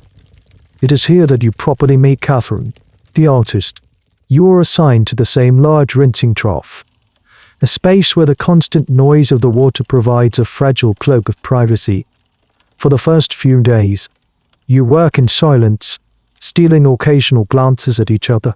Then, one morning, as you are both wrestling with a particularly heavy woolen blanket, your hands brush. They call this work therapy, she murmurs, her voice slow and laced with bitter irony, barely audible over the noise, as if the cure for being an unhappy woman is to be made into a drug. It is the most honest thing anyone has said to you in months. It is a lifeline thrown across a vast ocean of silence and pretense. It is better than the water, you whisper back, your eyes fixed on the grey wool in the trough. Catherine nods, a quick, sharp movement of her head, and better than the bed. At least here, your body is tired, not just your soul. In stolen moments, in fragmented sentences exchanged over the next few weeks, you piece together her story, and you share your own. You learn that she is a painter of landscapes, that her husband saw her passion for her art as a form of madness, a neglect of her wifely duties. He said I had artistic hysteria. She says, aside, wry smile touching her lips. Apparently, a woman holding a paintbrush is a more terrifying sight to some men than a woman holding a knife. You tell her about the books, about your son in the parlor, about Dr. Albright's diagnosis. She listens, her eyes full of a weary understanding. She has heard 100 similar stories. We are all in here for the same crime, she says one day, her voice hardening, the crime of being too much, too loud, too quiet, too clever, too sad, too happy, anything that is not just right. This shared understanding creates a bond between you, a silent alliance in a world designed to isolate. You learn to communicate without words. A raised eyebrow over the rinsing trough, a quick, supportive glance in the exercise yard. You find ways to leave small gifts for each other. A stray button found on the laundry floor, left on the edge of her bed, a slightly less lumpy piece of bread from dinner, slipped into her hand as you pass in the corridor. These are tiny, insignificant acts, but in the context of the asylum, they are monumental acts of rebellion. They are proof that your humanity has not been entirely extinguished. The existence of these patient relationships and secret networks of support is a topic that fascinates historians of asylum life. Official records, written by doctors and staff, rarely mention them. To the administration, the patients were individual cases, not a community. But patient diaries and letters that slipped past the censors tell a different story. They speak of fierce friendships, of secret exchanges of food and information, of alliances formed against particularly cruel nurses. This asylum underground was a crucial survival mechanism. The debate continues about how widespread these networks were. Were they rare instances of defiance, or were they a common, unacknowledged feature of institutional life? One of the most touching and strange examples of this patient culture was the creation of asylum newspapers. In some of the more progressive institutions, patients were allowed to write and edit their own internal publications. These papers were, of course, heavily censored by the staff, but they still provided a vital outlet for creativity and connection. They contained poetry, short stories, and even coded jokes about the asylum routine and the doctors. They were a small, sanctioned space where the patients could, for a moment, be writers and artists again, not just case numbers. One afternoon, Catherine is not in the laundry. Her place at the trough is taken by another woman, who does not speak. You feel a knot of fear tighten in your stomach. Such sudden disappearances are common, and they are never explained. A patient is there one day, and gone the next. They might have been transferred to another ward, a refractory ward for difficult patients. They might have been discharged, or they might be in the infirmary. You spend the day in a state of anxious dread. That evening, as a junior nurse is collecting the chamber pots, she stumbles, and a small, folded piece of paper falls from her apron pocket and slides under your door. It is a deliberate accident. You wait until her footsteps have receded. Then you snatch the note. It is a drawing, on a scrap of rough, brown paper, sketched with a piece of charcoal likely stolen from a stove. It is a perfect, tiny rendering of a bird in flight. It is a swift, its wings outstretched, soaring against an empty sky. Underneath, a single word is written. Soon. It is from Catherine. It is a message of hope, a promise, and it is the most dangerous and the most precious thing you have ever held in your hand. Once a week, the asylum's head physician, Dr. Graves, makes his rounds. This is not a gentle, bedside visit. It is an inspection, a formal review of the institution's most valuable assets, its patients. His arrival is preceded by a flurry of activity. The nurses move with a heightened sense of urgency. The floors are scrubbed with extra vigor, and a tense, expectant hush falls over the entire wing. Dr. Graves is the absolute monarch of this small, self-contained kingdom, and his word is law. He is a different man from Dr. Albright, where Albright was smooth and patronizing. Graves is brusque, clinical, and perpetually impatient. He sees illness not as a human condition to be soothed, but as a puzzle to be solved, a malfunction to be corrected. He walks the corridor followed by a small entourage. The head matron, a junior doctor taking notes, and a nurse. They stop outside each room. The door is unlocked, and Dr. Graves steps inside, his eyes sweeping over the space. Over you, with a look of intense, detached scrutiny. You are required to stand when he enters. He looks you up and down, a quick, dismissive appraisal. Then he looks at the chart that the junior doctor hands him. The chart is a summary of your week, your diet, your sleep, your duties, your behavior. It is a story of your life written by your keepers. Number 246, he says, his voice sharp and clipped. Matron tells me you have been cooperative in the laundry. He says the word cooperative as if it is a slightly suspicious development. I try to be. Doctor, you say. Your voice a quiet, practiced murmur. He makes a noncommittal grunt, and the nervous agitation, the melancholia. He is not asking you. He is consulting the chart, as if the paper knows more about your inner state than you do. The junior doctor reads from his notes. Patient exhibits periods of quieted compliance. However, Nurse Gable noted an instance of humming. Dr. Graves raises an eyebrow. He looks at you. Humming, what were you humming? The question is an accusation. You feel your face flush. It was just a song. From my childhood. Unstructured emotional expression. Dr. Graves mutters to himself, as if dictating a diagnosis. The junior doctor scribbles it down, a sign that the underlying hysteria is not yet quelled.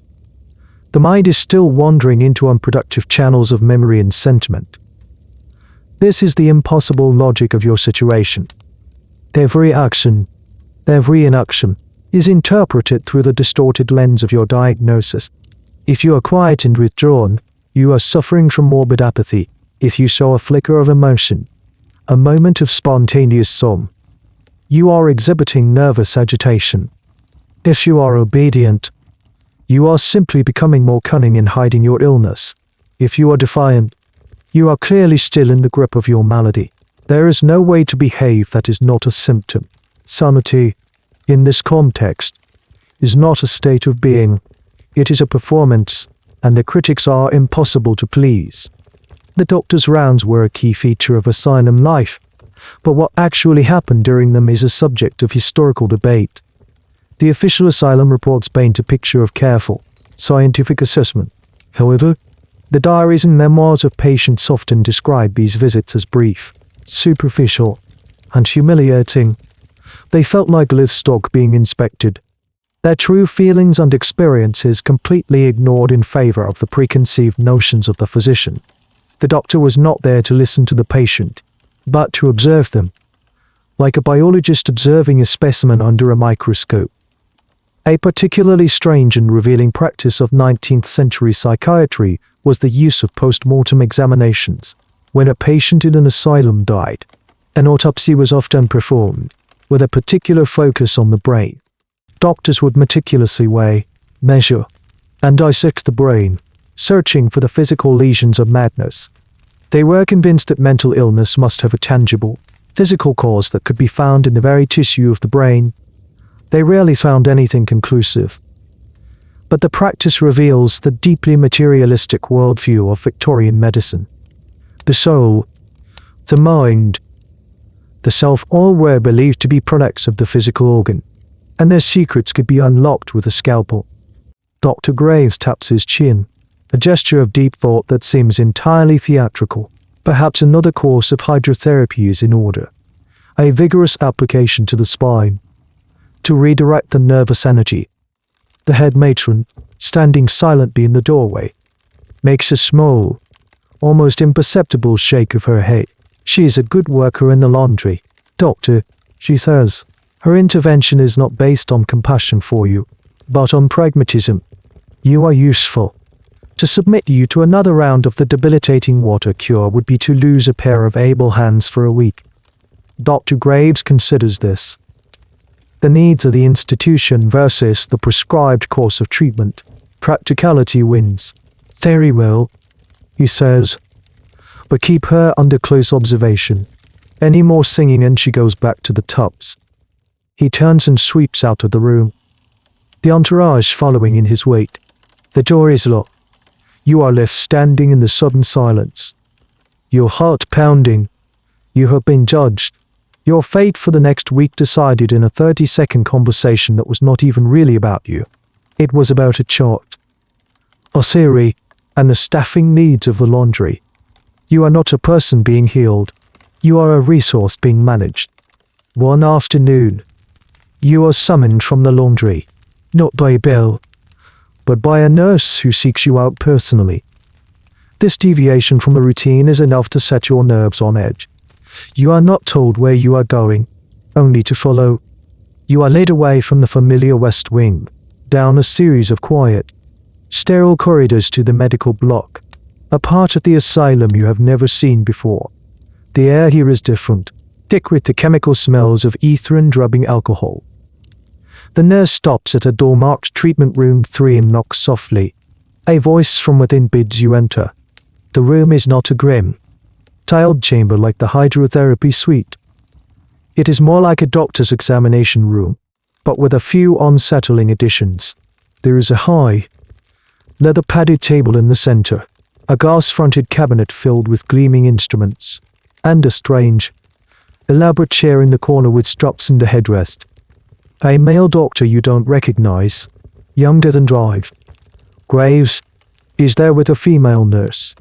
He smiles at you, a professional, reassuring smile that doesn't reach his eyes.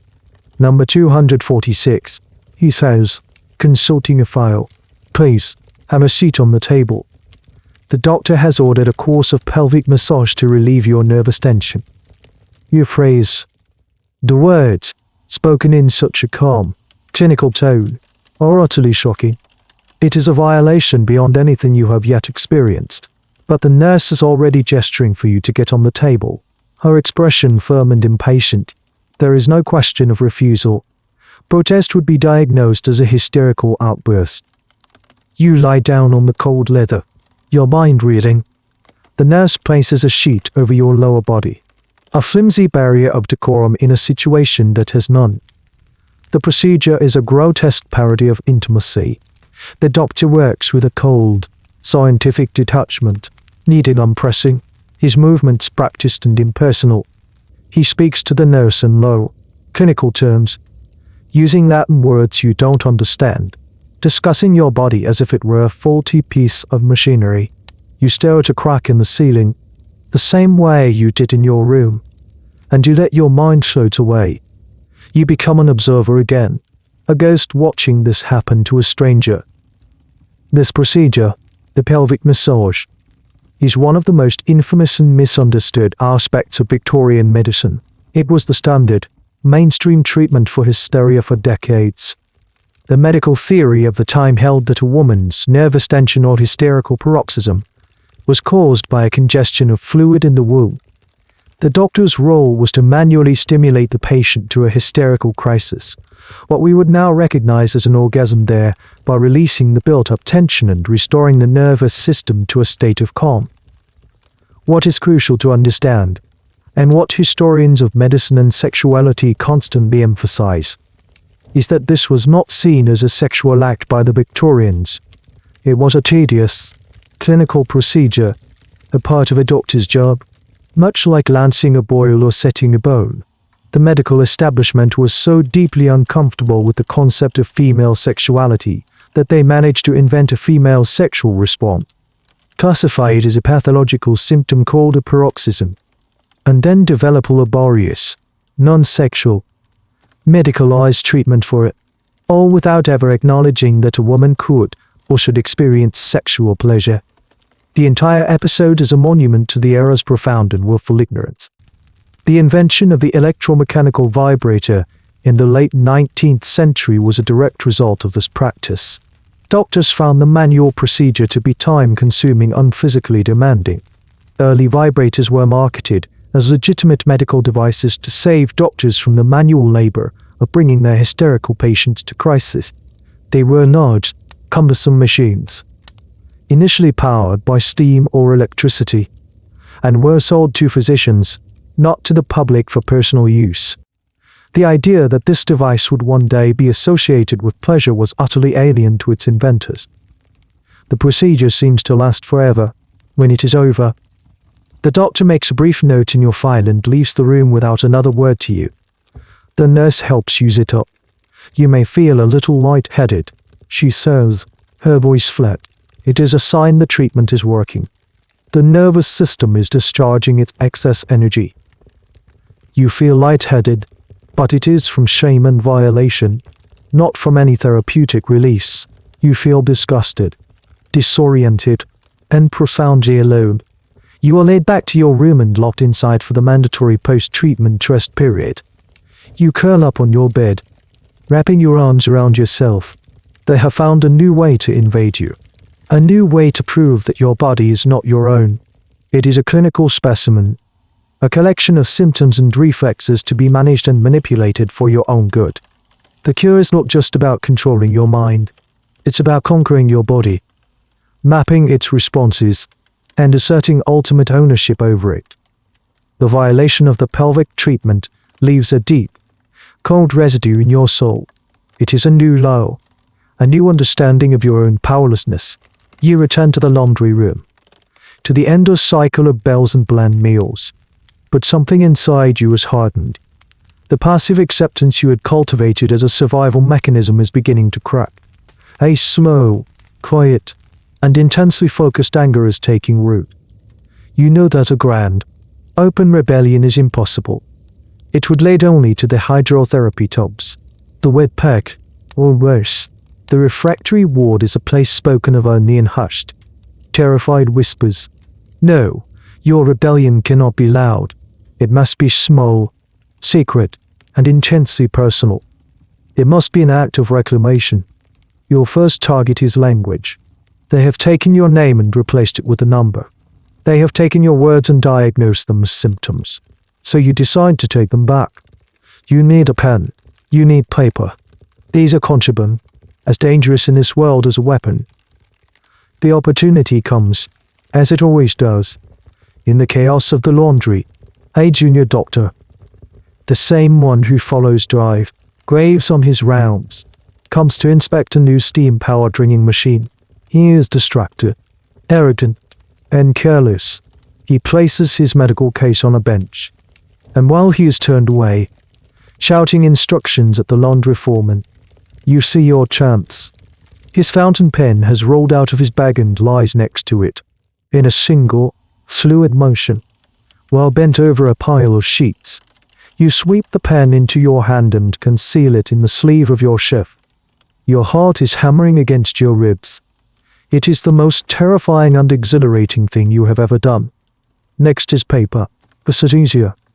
In the asylum sewing room, where you are sometimes sent to mend torn sheets, there are patterns made from old newspapers.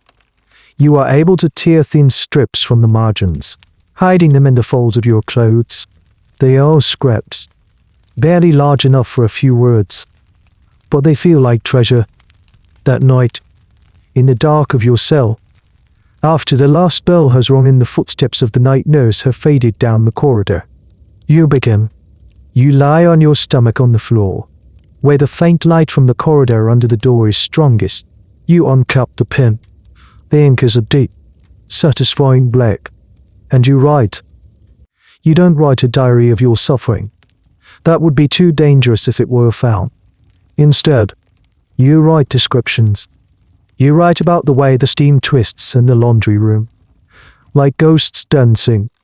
You describe the exact shade of grey of the morning porridge. You write Catherine's name. You write her own name, Eleanor. You write it over and over again. The shapes of the letters are beautiful, defiant act. You are not a number. You have a name. You are reclaiming your identity. One secret, inked word at a time. You hide the strips of paper and the pen in the one place you know they will never look. Inside the horsehair of your mattress, there is a small tear in the seam on the underside, and you carefully push your treasures deep into the lumpy, coarse interior. This small, secret act of writing changes everything. It is a private world that they cannot enter, a corner of your mind that you have barricaded against them. It is a way to prove to yourself that your thoughts are your own, that they are not just symptoms of an illness. These acts of creative resistance are a fascinating and often overlooked part of asylum history, while grand escapes were rare and rebellions were quickly crushed. This kind of small-scale, personal defiance was likely more common than the official records suggest. Patients would scratch poems into the plaster of their walls, create sculptures from the bread of their dinner, or like you, write on stolen scraps of paper. It was a way to maintain a sense of self in a system designed to erase it. The academic world continues to debate the significance of this asylum art. Was it merely a way to pass the time, a symptom of obsessive behavior, as some asylum doctors claim, or was it a conscious and profound act of psychological survival, a way for patients to insist on their own humanity in the face of dehumanization? One of the most peculiar forms of patient rebellion was the hunger strike. Refusing food was one of the few ways a patient could exert direct control over their own body. It was a desperate and dangerous protest. Asylum authorities viewed it not as a political act, but as a symptom of the patient's madness. Their refusal to accept the nourishment offered by the benevolent institution. This led to the brutal practice of force feeding, a violent and traumatic procedure that underscored the absolute power the asylum held over the patient's body. Your secret writing becomes your anchor. Each night, you add a few more words, a few more observations. It is a tiny, fragile archive of your own mind. It is proof that you exist. One evening, you draw the bird from Catherine's note.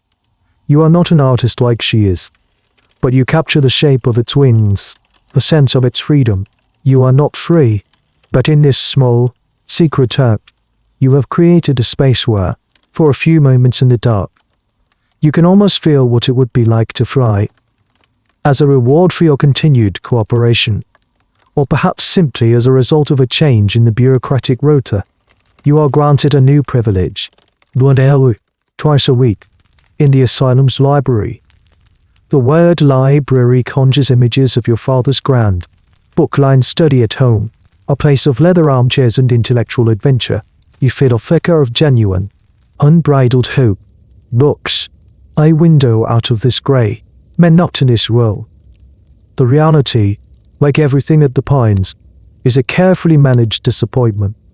The asylum library is a small, cold room with a single, barred window. The books are not arranged on open shelves, but are locked behind glass-fronted bookcases. You are not allowed to browse. You must request a book from the librarian, a stern, elderly woman who seems to view the patients with a mixture of pity and suspicion. And then there are the books themselves. As you skim the titles through the gloss, your heart sinks. There are no novels, no poetry, no history, no philosophy. The collection is a carefully curated selection of texts deemed morally unneurologically safe for the recovering female mind. The shelves are filled with titles like Sermons for the Soothing of the Soul, A Woman's Guide to Domestic Harmony, and The Moral Responsibilities of the Weaker Sex. There are dull, technical manuals on botany and household management. There is a thick, illustrated volume on the lives of the saints, focusing heavily on the female martyrs who found bliss in suffering and self-denial. It is not a library.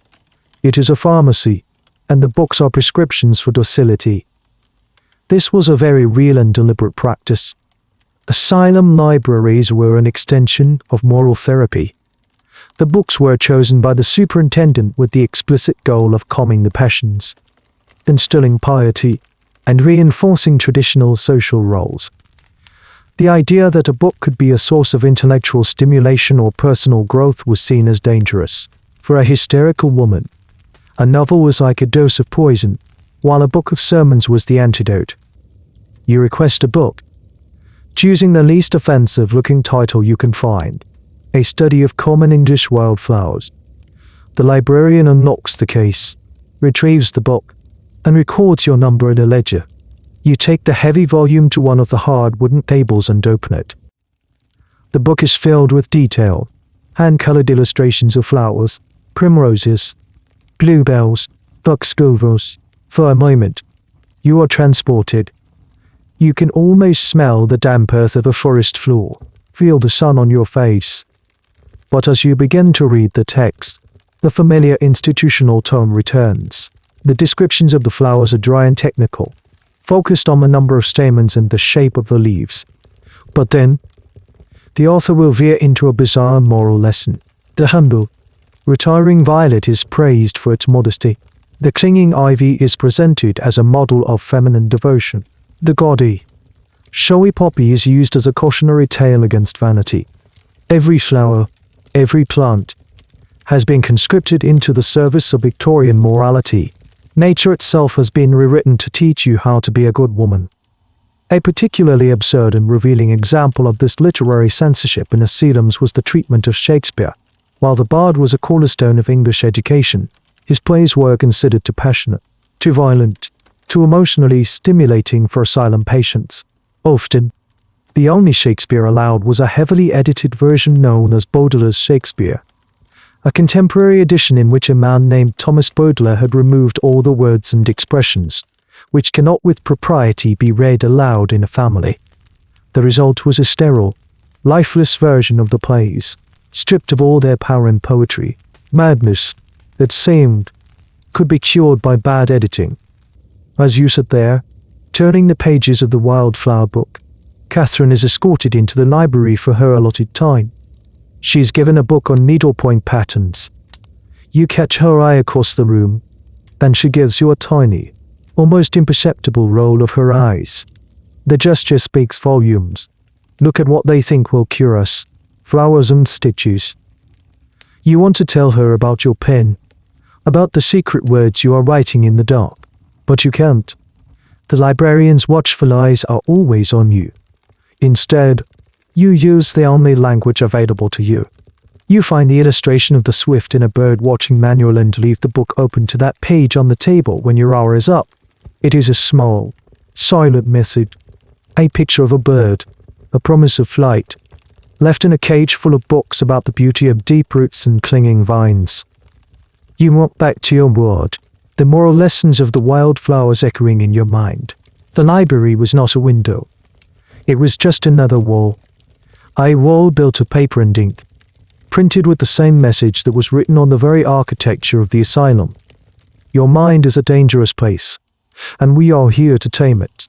Whether asylum superintendents genuinely believed this, or if it was as cynical to love control, is a question historians still ponder.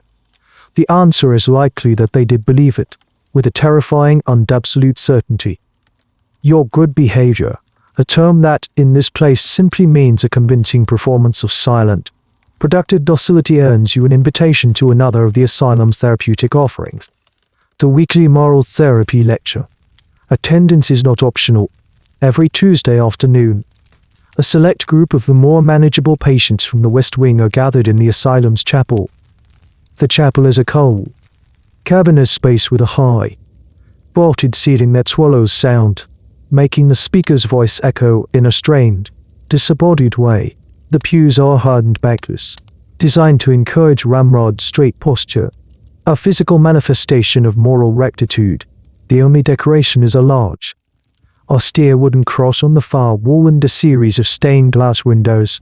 But even the windows are not a source of beauty or inspiration. They don't depict dramatic biblical scenes. Instead, they show allegorical figures of women representing the virtues you are meant to cultivate: patience, chastity, humility, and obedience. They are a silent, glowing sermon, a constant reminder of the ideal woman you have failed to be. You file in with the others and take your assigned seat. The lecturer is a visiting clergyman, a man with a booming voice and a face that seems permanently set in an expression of grave disappointment. His lectures are not about theology or faith. They are about duty, specifically, a woman's duty. The theme of today's lecture is the angel in the house, a reference to a hugely popular narrative poem of the era by Coventry Patmore. The poem celebrated the ideal of the submissive, devoted, and utterly selfless wife, whose sole purpose was to be a source of moral purity and comfort for her husband and family. This literary ideal had become a powerful cultural force, a blueprint for perfect femininity that real women were expected to emulate. The clergyman's voice echoes through the chapel as he extols the virtues of this domestic angel. She has no selfish thoughts, he booms. Her husband's desires are her desires. Her children's happiness is her happiness. She is the quiet, steady anchor of the home, a refuge from the storms of the world. She does not trouble her mind with politics or business, for she knows her sphere is the heart and the hearth. It is in this sacred, God-given role that a woman finds her true and lasting fulfillment. You sit there, your hands folded in your lap, your expression carefully neutral, and you listen to this description of a person who sounds less like a human being and more like a piece of well-designed furniture. The lecture is a direct assault on the very person you are.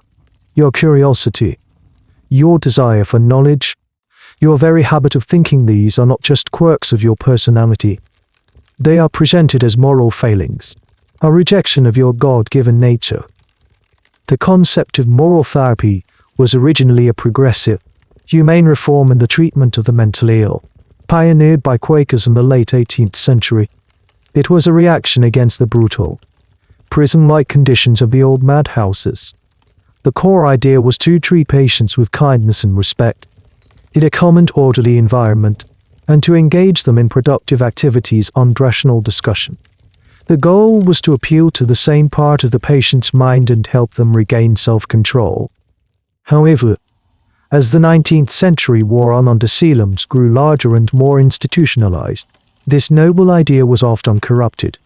The academic debate continues on this point.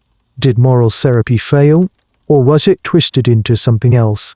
What began as a dialogue intended to restore reason often became a monologue designed to enforce conformity. The rational discussion was replaced by a one-sided lecture on morality, and the orderly environment became a rigid system of punishment and reward. Kindness was replaced by a smothering, coercive paternalism. One of the strangest and most revealing aspects of this later form of moral therapy was the use of theatricals and magic lantern shows. Asylum superintendents would stage plays often with a heavy moral message or show slides of edifying scenes, beautiful landscape, pictures of happy families, illustrations from the Bible. The belief was that by exposing patients to these wholesome and calming images, their own chaotic and disordered inner worlds could be brought into alignment. It was an attempt to literally project sanity into their minds, a fascinating and deeply misguided forerunner of modern art therapy. As the clergyman's lecture drones on, You look at the faces of the other women. Some stare ahead with a blank, vacant expression, their minds clearly elsewhere. Others, the newer ones, fidget uncomfortably, their distress still fresh. But a few, like Catherine, who is sitting 2 rows ahead of you, have perfected a look of serene, attentive interest. It is a mask, a piece of theatre. You realize that this is the true lesson of the lecture. It is not about becoming the angel in the house. It is about learning to perform the role convincingly. The lecture ends with a prayer for guidance, for the strength to accept your limitations, for the wisdom to find joy in submission. You file out of the chapel, back into the grey reality of the asylum corridors. The clergyman's words still ringing in your ears. The therapy is not designed to heal you. It is designed to re-educate you, to sand down the rough edges of your personality until you are smooth, polished, and fit to be returned to your proper place in the world. The goal is not to restore your mind, but to break your spirit. A letter from home is an event of seismic importance, a rare and precious link to the world that now feels as distant as a foreign country. When a nurse hands you the thin, cream-colored envelope during the midday rest period, your hands tremble as you take it. It is addressed to patient 246, with your real name in parentheses below, a stark reminder of your official status. The seal has been broken. All incoming and outgoing mail is read by the asylum authorities, a practice justified as necessary to prevent patients from being agitated by distressing news or from sending out delusional or embarrassing correspondence. You know that the words inside have already been seen, judged, and approved for your consumption. The letter is from your mother. You recognize her elegant, sloping handwriting immediately. You sit on the edge of your hard bed and begin to read. Desperate for news, for a word of love, for a sign that you are missed. My dearest Eleanor 246. I hope this letter finds you well and that you are benefiting from the peace and quiet of the countryside. We think of you often and pray for your swift recovery. The opening is so formal, so distant. It is the kind of letter one might write to a distant cousin recovering from a bout of influenza. There is no warmth, no intimacy. The city is much the same. Your father is very busy with his work. We attended the Ashworth dinner party last week. You remember their daughter, Clara. She has become engaged to a very suitable young man in shipping. We were all so delighted for her. You read the lines about Clara, and a cold knot forms in your stomach. It is a message, a subtle but unmistakable piece of moral instruction. Clara is the ideal. She has followed the path, secured a husband, and fulfilled her purpose. You, by implication, have failed. You are not at dinner parties, celebrating engagements. You are in an asylum, a source of shame and worry. I have enclosed a small photograph of the family, taken last month in the garden. We thought it might cheer you to see our faces. You turn the letter over. Tucked inside is a small, sepia-toned photograph. There they are. Your mother, your father, and your younger brother, Thomas, standing by the rose bushes. They are dressed in their Sunday best. Your mother is smiling, a tight, polite smile. Your father looks stern and solid. Thomas is trying to suppress a boyish grin. It is a perfect portrait of a respectable Victorian family. But there is a space, a gap between your mother and your brother, a space where you should be standing. They have closed ranks, composed the picture without you, creating a new family unit from which you have been neatly excised. The photograph is not meant to cheer you. It is meant to show you the world that is carrying on perfectly well without you. Dr. Ive Albright assures us that the course of treatment you are on is the very best. We have complete faith in him and in the good people at the Pines. You must simply be patient, my dear, and put your trust in their wisdom. Be obedient. Be calm, and you will be home before you know it. With all our love. Mother. You read the letter a second time, and then a third, searching for a hidden meaning, for a coded message of affection between the lines. But there is none. The words are as solid, impenetrable wall of conventional sentiment. The message is clear.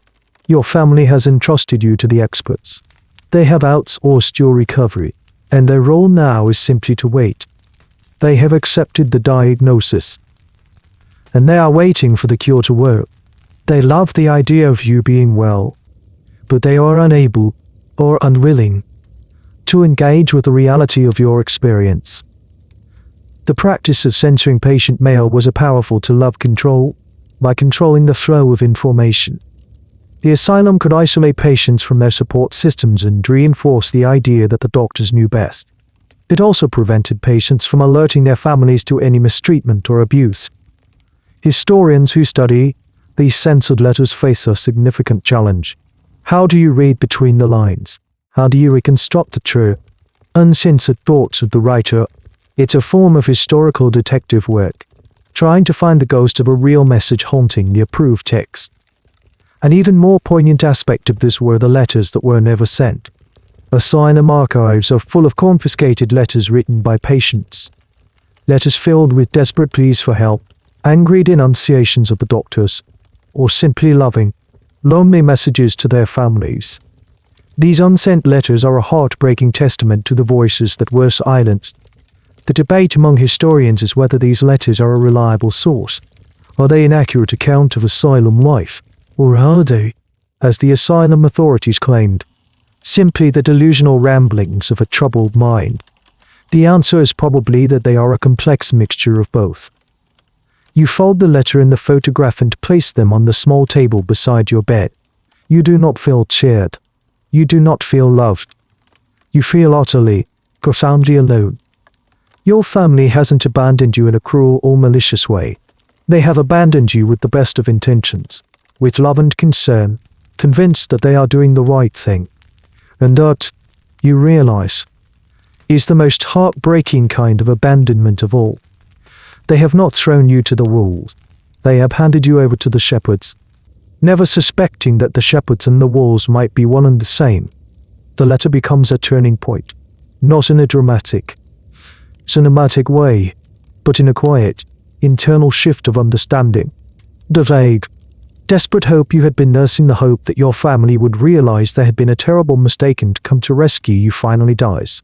You look at their smiling, photographed faces and you understand. They are not coming. They believe you are sick.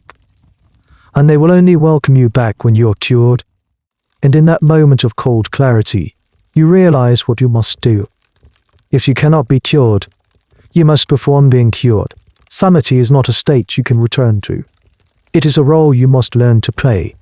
Your life is no longer your own, but your freedom, or what passes through it, depends entirely on your ability to become a convincing actress. Your stage is the asylum. Your audience is the nurses, the attendants, and, most importantly, the doctors. Your script is the unwritten set of expectations for a recovered woman. You begin your performance immediately. You start with the small things. At mealtimes, you no longer eat with a grim, mechanical efficiency. You make a point of smiling faintly at the nurse who serves you. You might even offer a quiet, "Thank you, that was very nourishing." You are no longer just eating. You are demonstrating a healthy, grateful appetite. In the laundry, you do your work not with the grim determination of before, but with a kind of placid cheerfulness. You hum, but not the spontaneous, sentimental tunes of your childhood. You hum approved hymns, the ones you learned in the asylum chapel. You are no longer working. You are engaging in productive, calming therapy. During the exercise hour, you walk with your back a little straighter, your head held not defiantly high, but as a gentle, modest angle. You might even stop to politely admire the single, sad tree in the yard, remarking to the supervising nurse on the delightful freshness of the air. You are no longer pacing a prison yard. You are taking a healthy, restorative constitutional. This concept of performing sanity is a recurring theme in the history of mental health, and it's a topic of great interest to sociologists and historians. The scholar Irving Goffman, in his seminal work Asylums, described how patients in total institutions quickly learn the rules of the game and develop a ward-wise persona.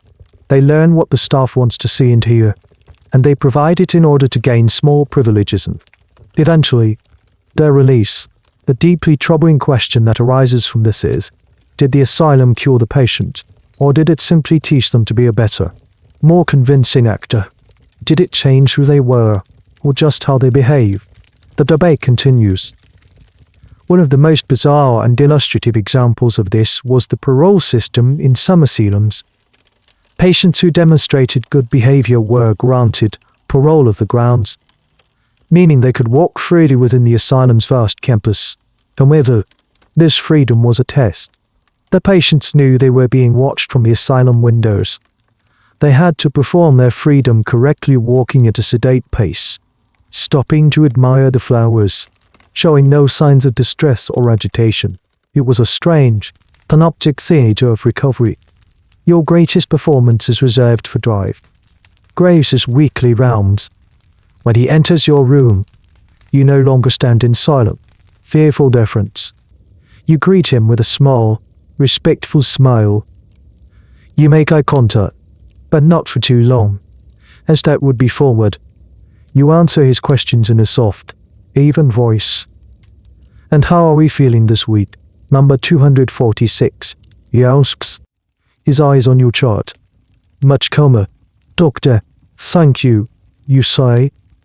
The routine here is so stabilizing. I find the simple duties in the laundry help to quiet my mind. You are feeding his own theories back to him, and he consumes them with a kind of smug satisfaction. Excellent, he says, making a note. The agitation is subsiding. Then? Oh, yes, Doctor. I realize now how overwrought I had become. All that reading, all those stimulating ideas was not healthy for me. I feel I am finding my proper, more peaceful nature here. It is a lie. Every word is a carefully crafted falsehood. Inside, you are a raging sea of anger and resentment, kept in check only by a formidable act of will. You are still writing your secret notes in the dark, still dreaming of Catherine's bird. But on the surface, you are a placid lake. You even find a way to use the library to your advantage. You stop requesting the manuals on birds or wildflowers. Instead, you ask for the book of sermons. You ask for a woman's guide to domestic harmony. You sit and read them with an expression of rapt concentration. You are showing them you have accepted your re-education. You are learning your lines. Catherine sees what you are doing. One day in the laundry, she murmurs to you, "You are becoming a very good girl." There is no judgment in her voice, only a sad, knowing respect. "It's the only way out," you whisper back. She nods. "Just be careful," she says, her voice barely audible. The mask is a heavy thing to wear. Sometimes, you can forget who you are underneath it. It is a warning you take to heart. Every night, when you write your secret words on your stolen scraps of paper, it is not just an act of rebellion. It is an act of remembering. You write your real thoughts, your real feelings. You write, "I am Eleanor. I am not an angel. I am not a patient. I am a person pretending." The mask may be your key to freedom, but the secret words are the only thing keeping you from disappearing behind it completely. Your performance is a resounding success. Dr. Graves, in his weekly reports, begins to use words like marked improvement and a pleasing return to docility. The head matron's gaze, once a fixture of stern neutrality, now occasionally holds a flicker of something that might be mistaken for approval. You have learned the language of this place, the currency of compliance, and you are spending it wisely. Your reward, when it comes, is a significant one. You are to be moved. You are not being released, not yet, but you are being transferred from the West Wing, the ward for acute and difficult cases, to the North Wing. The North Wing is the showcase of the asylum. It is where the convalescing patients, the success stories, are housed. It is a step closer to the door. The move itself is a simple, bureaucratic procedure. A nurse escorts you and your few meager possessions the grey shifts. The wall shall across the central administrative block to a new corridor. But the difference is immediate and striking. The north wing is not painted in the drab, oppressive olive and cream of the west. The walls here are a pale, cheerful yellow.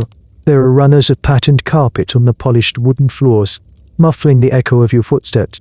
The windows are larger, and while they are still barred, the bars are more delicate, ornamental ironwork, designed to look less like a prison and more like a decorative feature. Your new room is a revelation. It is still small and simple, but it feels like a palace compared to your old cell. The bed has a proper, soft mattress and a colorful quilt instead of a coarse gray blanket. There is a small chest of drawers where you can keep your clothes. And, most miraculously of all, there is a small writing desk and a chair by the window. The greatest luxury, however, is the door, while it is still locked at night. During the day it is often left open. You have the freedom to walk in the corridor, to visit the day room, a shared sitting area at the end of the hall. The day room is a carefully constructed facsimile of a respectable middle-class parlor. There are upholstered armchairs, small tables with vases of fresh flowers, and even a piano in the corner. It is a stage set for the performance of domestic tranquility. Here, the women of the North Wing sit and engage in approved, calming activities. They do needlepoint. They arrange flowers. They play simple, soothing tunes on the piano. They speak to each other in quiet, polite tones. It is a living tableau of the angel in the house. You quickly learn the new set of rules. The performance required here is more subtle and complex than the simple obedience of the West Wing. Here, you must demonstrate not just compliance, but contentment. You must appear to be happily embracing your return to femininity. So you learn to sew. You sit with the other women, your head bent over a piece of embroidery, making small, neat stitches. You learn to play the piano again, choosing simple waltzes and hymns, the kind of music that would be played in a quiet drawing room at dusk.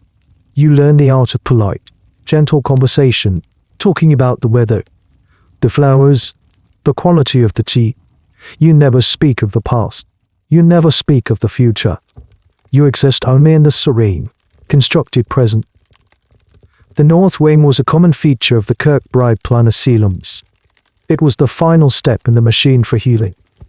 The idea was to gradually reintroduce the patient to a semblance of normal domestic life, to retrain them in the social graces they would need to be successfully reintegrated into society. Historians debate how effective this was. Was it a genuine form of rehabilitation, or was it simply the final, most sophisticated stage of the performance, a dress rehearsal for the patient's return to the outside world? A strange and little-known aspect of life in these convalescent wards was the introduction of asylum currency. In some institutions, patients were paid a nominal wage for their work in the laundry or on the farm, in the form of special tokens that could only be spent at the asylum store. This store sold small luxuries like sweets, ribbons, or better quality soap. The system was touted as a way to teach patients the value of work and responsible financial management. However, it can also be seen as another, more subtle, form of control, a system that rewarded compliance with small consumer pleasures, further enmeshing the patient in the institutional ecosystem. You seek Alfred sometimes, from a distance. She is still in the West Wing. You see her in the exercise yard, or in the line for chapel. You can no longer speak to her, as the patients from the different wings are strictly segregated. You can only exchange a brief, furtive glance. Her look is a complex mixture of pride in your success and a deep, weary sadness. You have made it to the next level of the game, but you have had to leave her behind. Life in the North Wing is a strange, hollow dream. It is physically comfortable, even pleasant at times, but it is profoundly lonely. The polite, smiling women around you are not your friends. They are your fellow performers, your competitors. You are all vying for the same prize, the doctor's approval, the signature on the release form. the camaraderie at the laundry room. The shared, unspoken understanding of suffering is gone. It has been replaced by a quiet, desperate rivalry. You have more privileges, but in some ways, you have never been more alone. You are closer to the door, but you are further than ever from being your true self. The news of a family visit arrives like a summons from a forgotten world. The head matron informs you one morning, with a rare hint of occasion in her voice, that your brother, Thomas, will be coming to see you on Sunday. A visitor is a sign of immense progress. It means the authorities believe you are now stable enough to be exposed to the potentially agitating influence of the outside world. It is the final test of your performance. The days leading up to the visit are a blur of preparation. You are given a visiting dress, a garment kept specially for these occasions. It is a simple, modest dress in a soft blue color, a world away from the gray institutional shift. It has a lace collar and cuffs. Wearing it feels like putting on a costume. You look at yourself in a mirror for the first time in what feels like years. The face that stares back is a stranger's. It is thinner than you remember, paler, and the eyes have a watchful, guarded quality you don't recognize. This is the face at 246, dressed up as Eleanor. On Sunday afternoon, you are escorted not to the bleak, formal visiting room, but to the day room of the north wing. A small table has been set with a white cloth, a teapot, and two fine china cups. It is a perfect, staged representation of a civilized afternoon tea, a scene designed to reassure your visitor that this is a place of healing, not a prison. When Thomas walks in, your breath catches in your throat. He has grown. He is taller, his shoulders broader. The boy you remember has been replaced by a young man. He looks healthy, confident, his cheeks flushed from the country air. He is a creature from another universe. A universe of sunlight and freedom and roast on Sundays. He hesitates for a moment when he sees you, a flicker of shock or pity in his eyes. He has seen the change in you, the paleness, the thinness, but he recovers quickly, stepping forward to give you a brief, awkward hug. "Eleanor," he says, "you're looking well." It is the first lie of the visit, a polite fiction to bridge the enormous gap between you. You sit down at the table, and you begin the careful, scripted conversation you have rehearsed in your mind. You ask after your parents. You ask about his studies. You pour the tea, your hands steady, your movements graceful. You are playing the part of the calm, recovering sister. He answers your questions, telling you about a cricket match he won, about a book his father is reading. He is trying, in his own way, to bring your old world into this room, to pretend that this is a normal family visit. But his words are all-out things you can no longer connect with. His world of cricket pitches and dinner parties is a foreign language. Your world of bells and needles and silent screams is a country he cannot even imagine. This disconnect between the patient and their visiting family is a common theme in asylum literature. The family, often feeling a mixture of guilt and relief, wants desperately to believe that their loved one is getting better. The patient, knowing their release depends on maintaining this belief, has to present a carefully edited version of their experience. The result is a conversation that is full of unspoken truths and painful absences. The real story, the story of the asylum, cannot be told. Historians studying visitor logs and patient letters often note this strange, stilted quality of communication, a sign of the immense psychological gulf that the institution created between the inmate and the outside world. A particularly poignant and bizarre detail of asylum visiting days was the tidying up of the patients. The staff would make a special effort to dress the patients in their best clothes, to curl their hair, and sometimes even to apply a little rouge to their cheeks to give them a healthy color. It was a form of stage management, designed to present the asylum in the best possible light and to reassure families that their money was being well spent on a humane and effective cure. Thomas reaches into his coat and pulls out a small, paper-wrapped package. "Mother sent you this," he says. "She made it herself." You unwrap it. It is a slice of your mother's seed cake. The familiar, sweet, caraway-scented aroma fills the air. And for a heart-stopping moment, you are a child again in your own kitchen. The memory is so vivid, so powerful, it almost breaks through your carefully constructed composure. You have to clench your hands in your lap to stop them from shaking. That's very kind of her, you say. Your voice a little tight. She says she misses you, Thomas says, looking down at his teacup. We all do. We just want you to be yourself again. And there it is, the chasm that you can never cross. To him, yourself is the quiet, agreeable girl you were before. To you, yourself is the secret, angry, observant person you have become in this place, the person you have to hide in order to get out. You are not on a journey back to your old self. You are on a desperate flight from a new one. The visit ends as awkwardly as it began. The bell rings, signaling the end of the visiting hour. You stand, and Thomas gives you another brief, brotherly hug. Get well soon, he says, his voice full of a genuine, helpless affection. You watch him walk away down the long, sunlit corridor, back to his world, and as the nurse locks the door to the day room, you are left with the scent of seed cake and the crushing weight of an unbridgeable distance. The visit was not a connection. It was a measurement of how far you have been removed from everything you once knew. You have seen a stranger who wears your brother's face, and he has seen a stranger who wears yours.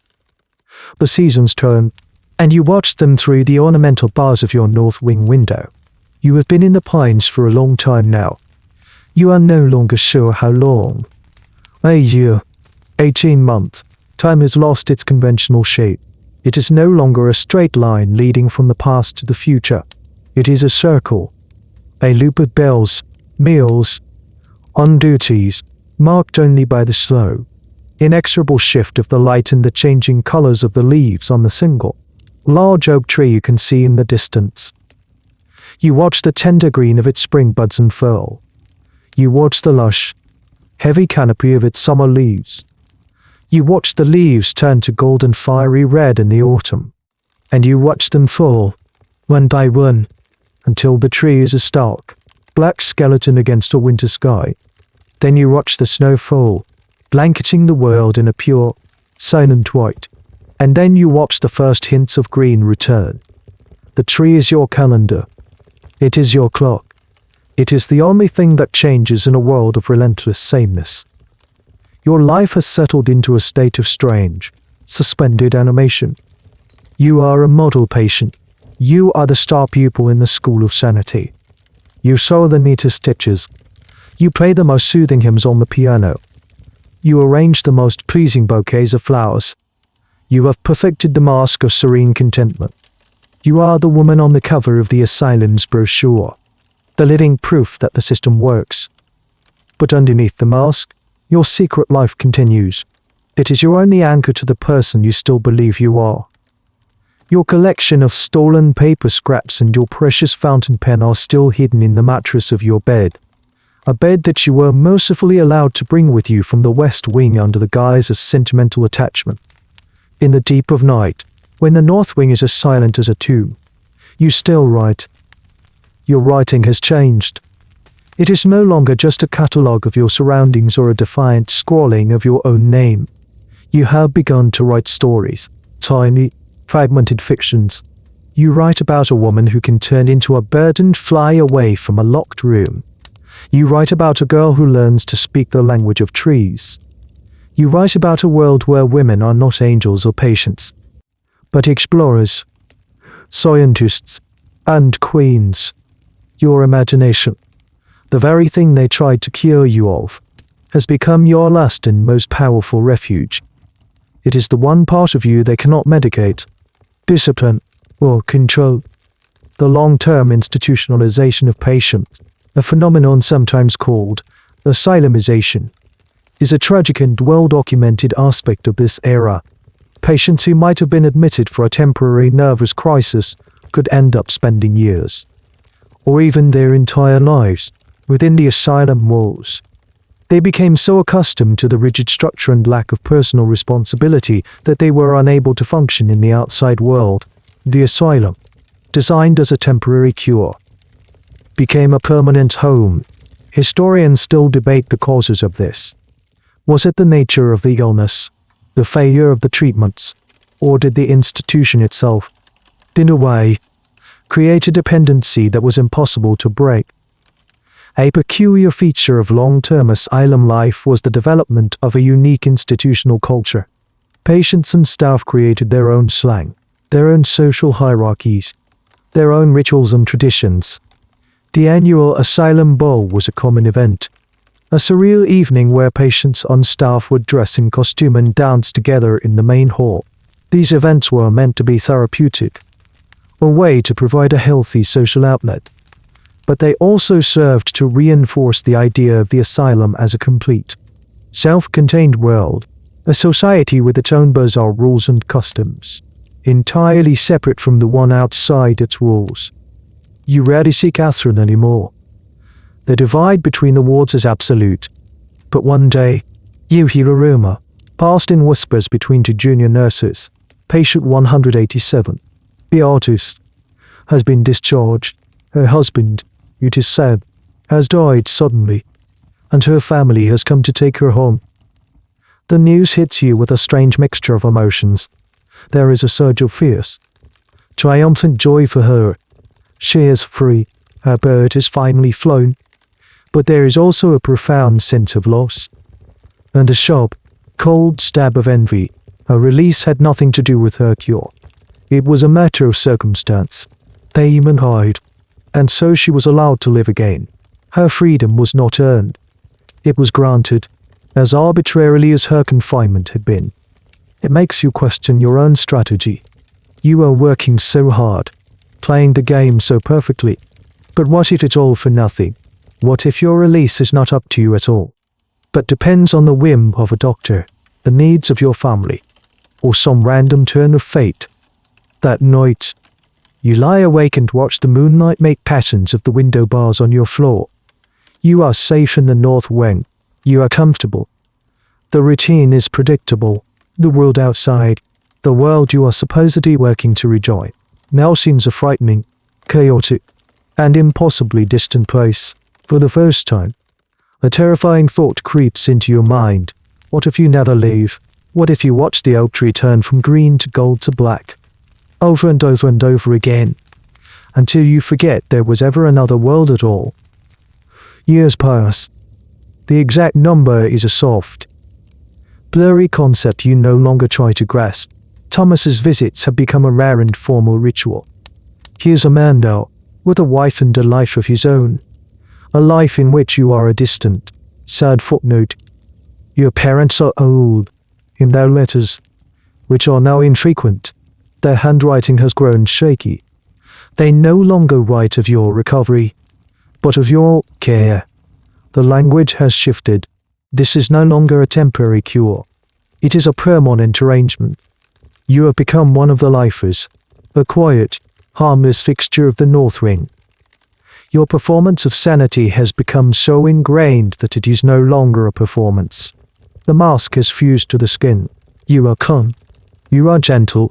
You are cooperative. The quiet, polite woman who sits in the day room, embroidering flowers onto a linen napkin, is who you are now. The angry, defiant girl who scribbled secret words in the dark has faded, a ghost from a previous life. You no longer write. The pen, hidden in your mattress, ran out of ink long ago. The urge to tell your own story has simply dissolved.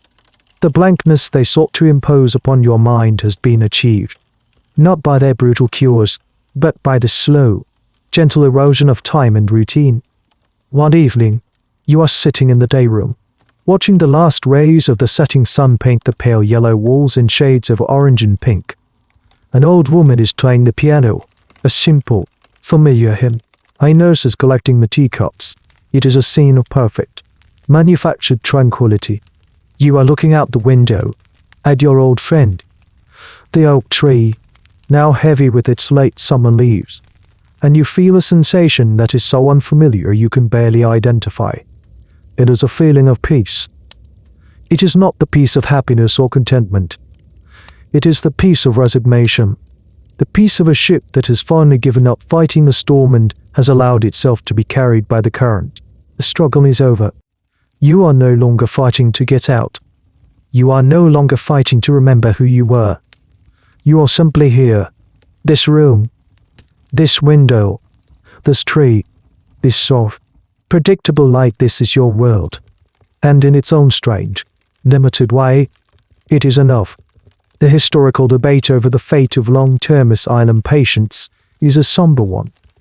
With the advent of new psychiatric theories and medications in the mid-20th century, the era of the great asylums came to an end. A process of deinstitutionalization began, and thousands of patients who had spent decades in these facilities were released back into the community. For some, this was a liberation. For others, it was a disaster. They were utterly unprepared for the complexities of modern life and were left with little support, often ending up homeless or in prison. It raises a profound and uncomfortable question. Did the cure for the asylum system create a whole new set of problems? Did a well-intentioned reform ultimately fail many of the people it was meant to help? A strange and haunting legacy of these old asylums are the asylum cemeteries. Because so many patients spent their entire lives in the institution and had lost contact with their families. They were buried on the asylum grounds. The graves are often marked not with names, but with numbers. The same numbers the patients were given in life. These numbered tombstones are a stark and silent testament to the thousands of lives that were lived and lost within those walls. A final, poignant symbol of how the institution erased their identities, even in death. As the sun dips below the horizon, the nurse comes to you. She is a young girl, new to the asylum, with kind, tired eyes. "Time for bed. Eleanor," she says, using your real name.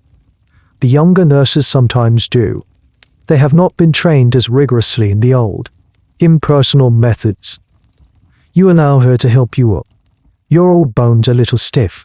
You walk with her down the quiet, darkening corridor to your room. She helps you with your nightgown and pulls back the covers of your bed.